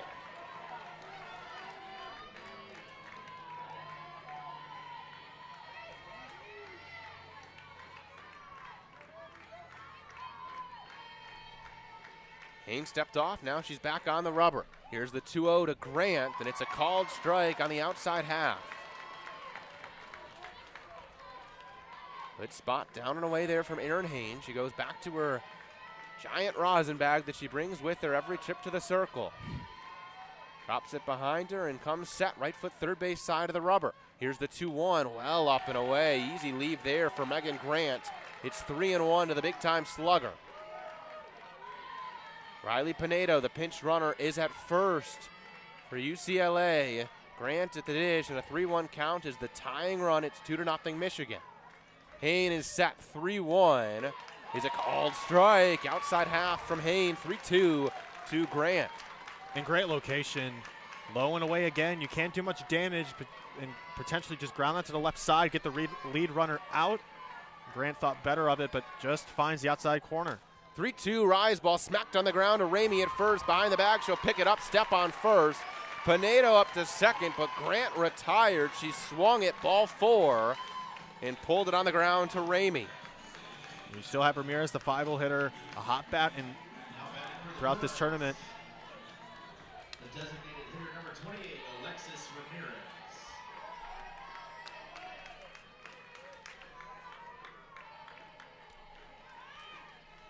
Gonna bring up Alexis Ramirez. First pitch to her is a strike from Hoehn on the inside half to the right-handed hitter. And Hoehn going aggressive, just pumps the fastball in there. First pitch with a runner in scoring position, the speedster in Pinedo. The 0-1 is to Erickson at third. She dives, stops it, throw to first it from her knees. In time, good pick by Ramey. Pinedo has to hold it second. Maddie Erickson with a web gem at the hot corner. And what a throw. We talk about her arm talent all the time, and you need it for the dive on one knee, throw it all the way across the diamond in time to not only get the crucial second out, but to keep the runner at second. What a play for Maddie Erickson. She has been stellar on the defensive end at the hot corner this entire tournament. Riley slipped now with 2 gone and takes ball 1 away. Erickson dove to her left, threw from her knees, and cut down Ramirez. 1-0 to Riley Slimp. Single and infield pop for her today. 1-0 from Hoehn, and this is hit, a fly ball to shallow left field. In comes Ellie Sealer, and she's underneath it. Erin Hoehn comes out of the pen, retires 3 straight to strand a leadoff walk issued by Derkowski. It is still 2-0 Michigan. We head to the 7th.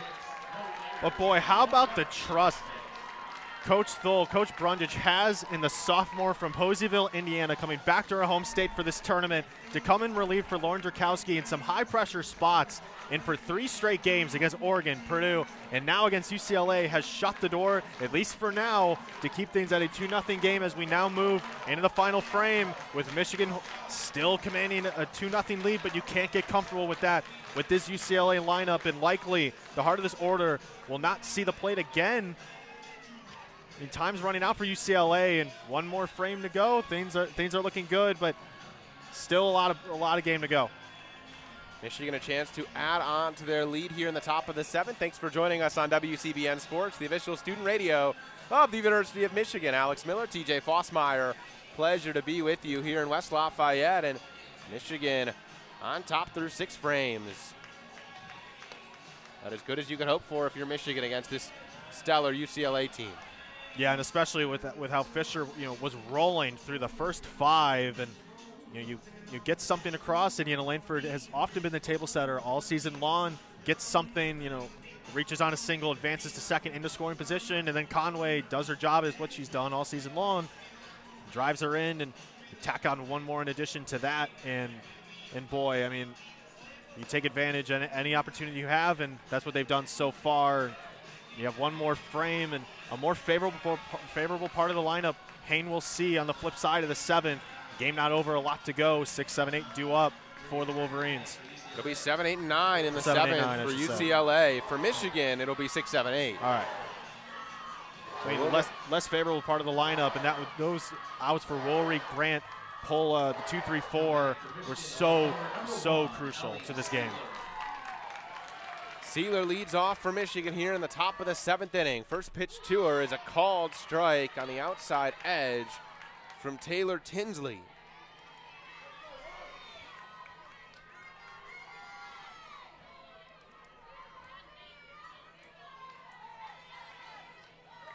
Tinsley is set, corners in. Here's the 0-1. Sealer swings and fouls it back off the net.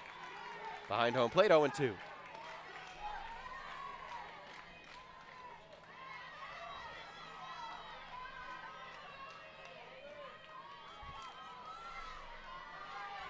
Tinsley is set, third base side. 0-2 here on Sealer. Here's the pitch from Tinsley. And it is just outside. She hit her spot. That's where Ramirez was set up away. 1 ball and 2 strikes on Ellie Sealer. 0 for 2 today. Tinsley 1-2 off speed. Sealer skies it to shallow left center. Jessica Clements, the center fielder, comes in and is underneath it. She's got it for out number 1 here in the top of the 7th.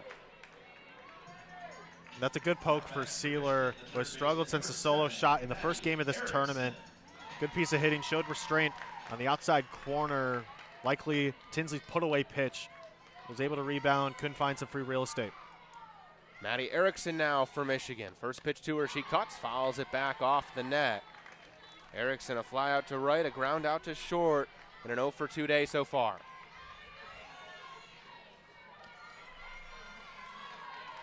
Tinsley takes a breath, turned away from the dish now, and now returns to the rubber.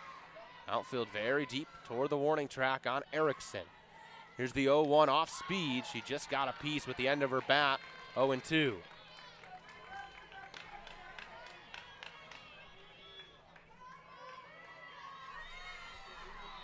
Tinsley ahead of Sealer, now quickly ahead of Erickson.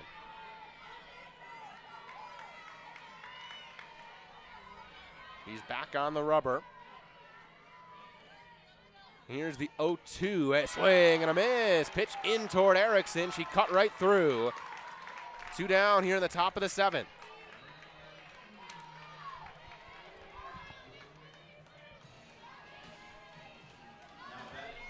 And this is what you want Taylor Tinsley to do in relief. You shut it down, keep things manageable for UCLA. They need to come back 2 to tie, 3 to win. This is exactly what this coaching staff has tasked Tinsley to do. Maddie Ramey swings at the first pitch she sees, hits it high and deep to right field, and just in front of the wall, it's hauled in by Kaitlyn Terry in right.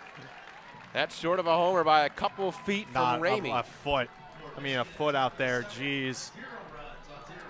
But Tinsley does her job, and for UCLA, this is it for them for their Big Ten tournament hopes here. 2 to tie, 3 to win. Erin Hoehn will trot out, has shut the door, has looked good in relief in 3 appearances so far in the tournament. Has to face 7, 8, 9, the bottom half of this lineup, and as we have said, there is a drop-off. While Bragg will lead off this inning with a 324 average. Mojica 211, Terry 276. You cannot let this lineup turn over. You need to have a 1-2-3 up and down here in the 7th to just make life a lot more comfortable here. Still a lot of game to go, and this UCLA lineup can spark at any moment. But too, if this lineup does turn over, you want it to be with a couple outs down and not more than a runner aboard. And we've said it all day, but Bragg can be dangerous, but Mojica and Terry behind you, you want those 2 hitters to beat you. If you're Erin Hoehn here, you don't walk a ton of hitters. She never has, but these are not the hitters to walk in this spot. No, absolutely not. And, I mean, even with Bragg, has had herself a good tournament as well. Homered yesterday. And, again, this UCLA squad has been fabulous all season long, and they can spark at any moment, and Erin Hoehn's job is never comfortable against this UCLA squad. And with a lot on the line, a Big Ten tournament, back-to-back Big Ten tournament on the line, it's not comfortable. 3 more outs to go for Michigan. Long huddle in the circle for Hoehn in the Michigan infield. Now it splits. There was a hug in center between the 3 outfielders. Hoehn will go to work. Michigan up 2-0 here in the bottom of the 7th inning. UCLA needs 2 to tie, 3 to win. A Big Ten title on the line here in West Lafayette. Kanaya Bragg leads off. She struck out swinging in the 2nd, and had a single to right center in the 5th. Both of those were off of Derkowski. First chance against Hoehn. First pitch to her. Misses just low. Hoehn tried to hit the outside low corner. 1-0 to Kanaya Bragg. She raised her hands helmet high. Here's the 1-0 pitch. Once again, just below the knees for a ball. 2-0 to Bragg. Janella Locke was still in, playing second for Michigan. Starters everywhere else defensively for Michigan. 2-0 pitch from Hoehn is a called strike, inside edge. Good change in location. Go down and away 2 times in a row and attack that inside part of the plate to mess with Bragg's timing there. 2-1, good get back pitch for Hoehn in the circle. 2-1 delivery is popped up in the infield. Behind the second base bag runs Fantucci. It drifts toward the second base side, but the shortstop is there. 1 gone here in the bottom of the 7th. Had to cover a lot of ground on the opposite side of the second base bag, but an out and out, a play is made there. There's a strong wind blowing that way now out to right field, but Fantucci able to read it and haul in the pop. Now it's Sophia Mujica, who's 0 for 2 today. Pop up in the infield and a fly to shallow right. First pitch to her, a half swing, shoots it on a line, foul, first base side.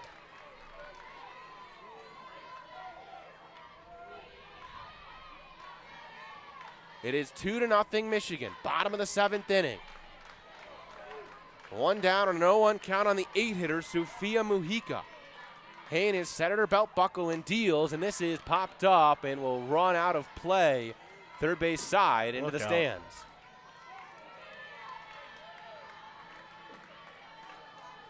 Erin Hoehn is up 0-2 here on Sophia Mujica.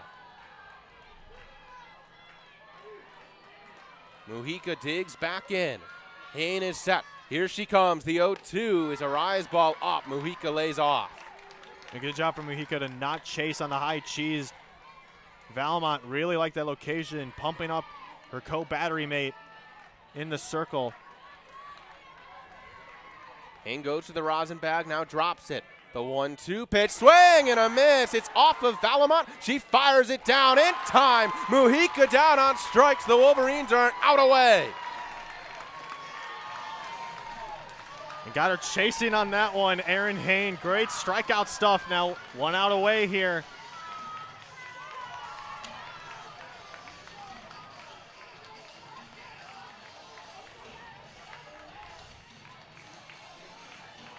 Bonnie Thole comes out, talk things over briefly with the Wolverine infield. Kaitlyn Terry, the 9-hitter, is up here for UCLA. Michigan up 2-0, 2 gone in the bottom of the 7th inning. They come to their feet, or at least those wearing maize and blue do here.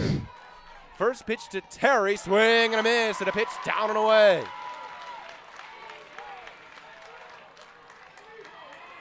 Erin Hoehn goes back to her rosin bag.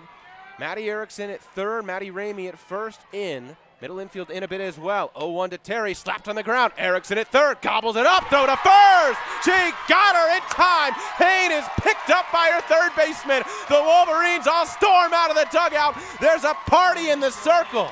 Michigan wins the Big Ten Tournament Championship for the 2nd year in a row. 4 days, 4 games, and 4 wins for Michigan. For the 12th time, the Wolverines win this tournament. And for a Wolverine group that entered this event on the bubble, are they in, are they out? They controlled their own destiny. They are on to the NCAA tournament.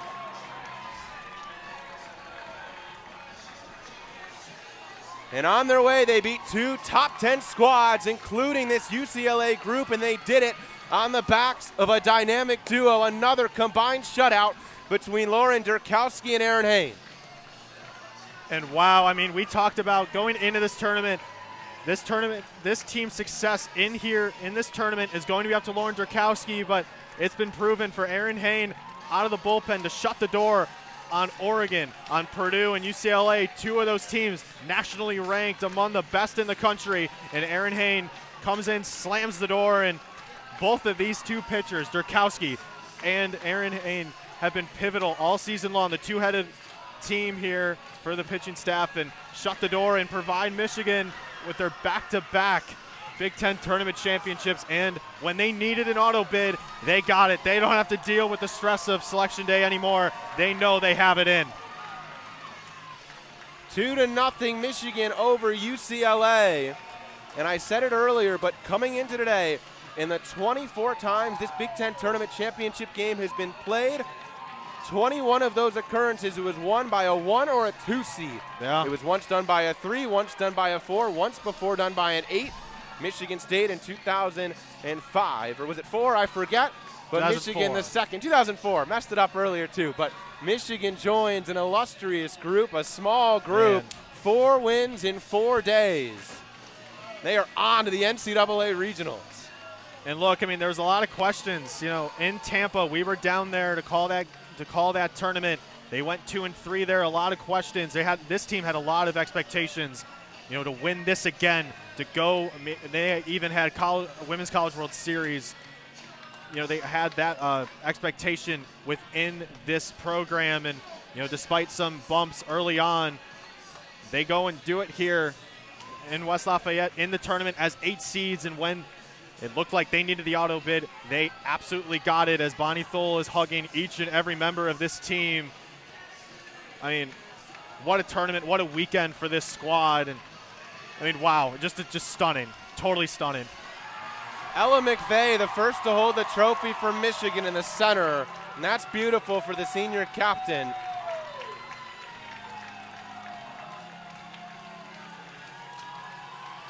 McVeigh holds it, and she walks toward the Michigan fans on the first base side. It's with Ella McVeigh, who gets a tap from her head coach, Bonnie Thole, on the back. I mean, you got to love it for Ella McVeigh. Was benched for Fantucci and has been a good sport throughout the whole way. Her leadership has not waned in the dugout, clearly, as Michigan now has won 4 in a row for this tournament. And, you know, the feeling to lift that trophy has got to be so rewarding for her, especially. And, you know, not only just her, for this entire team. I mean, what an amazing job from this program up and down. Wow. Back-to-back Big Ten tournament championships for the Michigan Wolverines. And to confirm, Michigan State did it in 2004. Just wanted to make sure I got that right. But Michigan, the second team to do it, not with a first-round bye.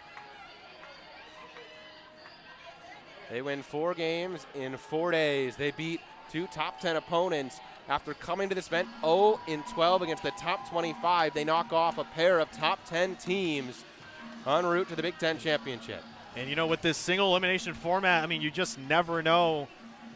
And, yeah, the big thing was, you know, against ranked teams, 0-12, and now tack on 2, especially with Michigan's season on the line. You never know if you're going to get into the tournament. And with Oregon and with UCLA, their status as, you know, region hosts and super regional participants were looking really good. And Michigan, you know, the pesky underdog, the 8 seeds, you know, made it all the way, secure that auto bid, take it from UCLA and Oregon, the newcomers to the conference. And I mean, what a crazy win, crazy journey for this team throughout the season here in West Lafayette. I mean, it's stunning. I can't say it enough. It's stunning. I don't think anyone wearing the maize and blue is stunned. No. I mean, they were confident, you know, from the first game, and they took it and ran. And this is the first back-to-back champion since Minnesota when they did it 3 in a row from 2016 to 2018. And, you know, everybody talks about the SEC, but look, this Big Ten in softball now with Oregon and UCLA and Washington and Nebraska has had a really good season. Northwestern's always solid. Ohio State has had a really solid season. Now Michigan included into that conversation. This Big Ten conference is deep in softball as well, and you might want to talk about it as a football conference or basketball conference. This is a really good softball conference too, but to come into this tournament and for Michigan to go against Wisconsin, Oregon, Purdue, and UCLA, beat 2 of the top teams in the country to secure this championship is a testament to their grit. And still a tough conference, still have to go win it, and they did. And put 2 shutouts against Oregon and UCLA. Yeah. Mm-hmm. Wow. Michigan wins 2-0 over UCLA. Back-to-back Big Ten tournament championships. Bonnie Thole in year 3 has done it now twice. And her team is going back to the NCAA tournament.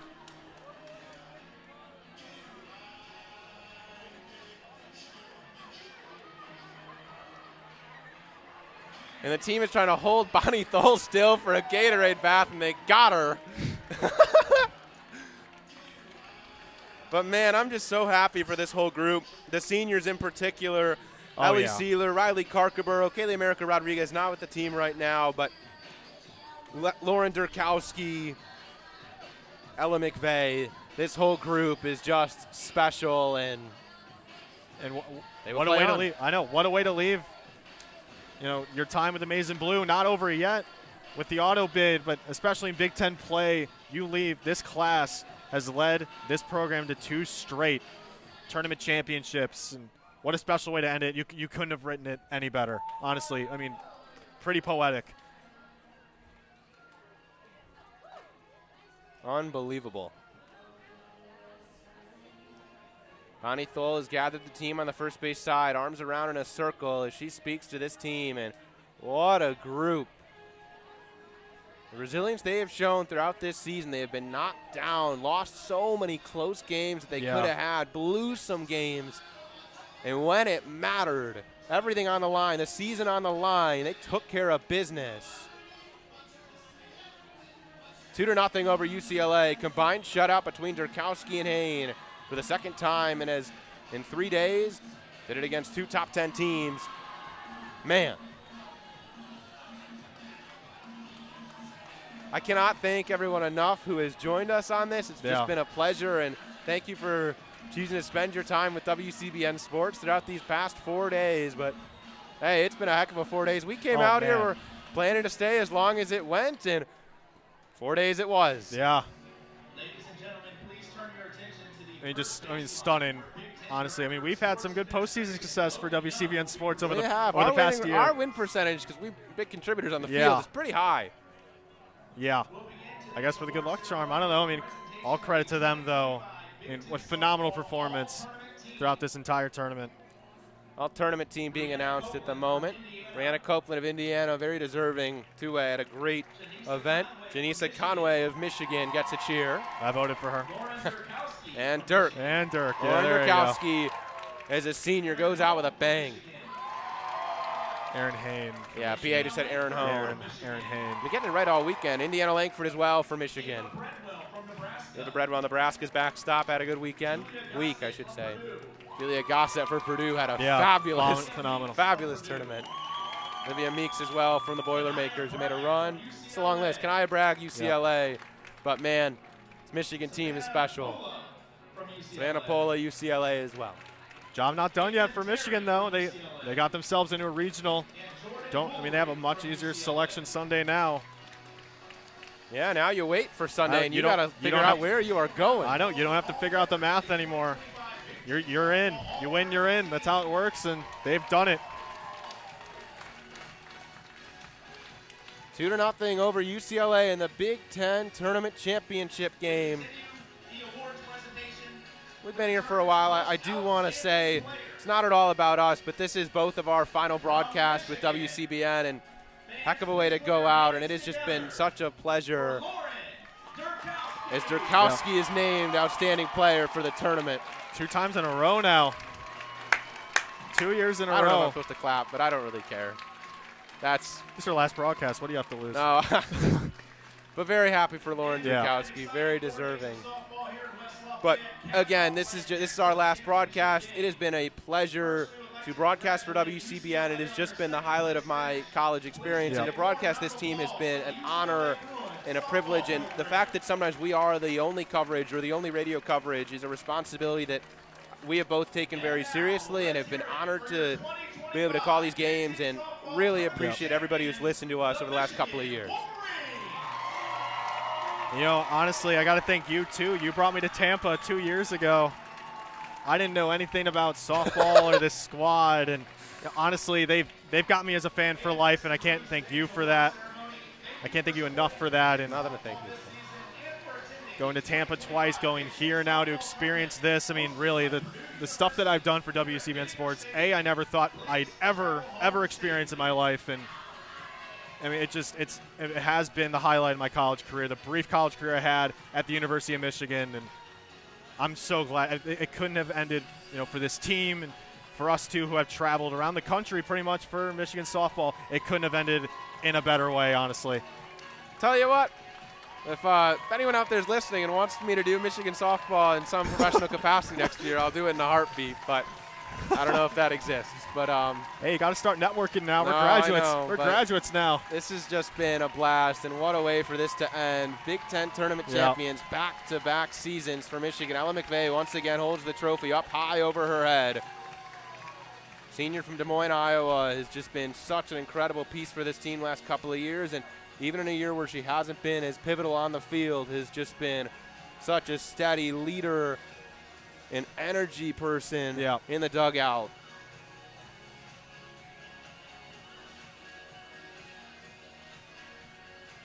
Man, how about this group? Wow. Got the 2 runs in the 6th inning. Langford got a single, advanced to second. Conway knocked her in. Stevenson knocked in Conway on a single in the infield. That was all it needed with Derkowski and Hoehn in the circle. Well, at some point, I think all good things have to end. I know. Are we almost there? We might be, but might be. For everyone that's still sticking with us, thanks for that. But, man, this has been something. What a win. What a week. 4 days, 4 games, 4 wins.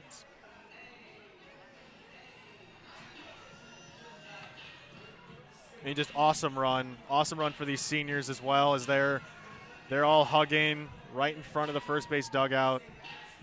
You couldn't have written a better end, really. Just awesome. Job's not done yet. Still have NCAA postseason, but this one, you gotta celebrate this one, of course.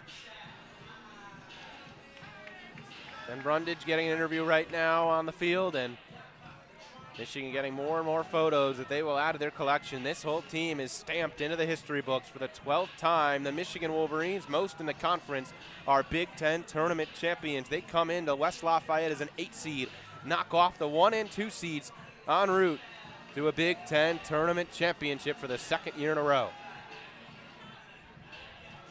Oh, we might be in the background of this picture.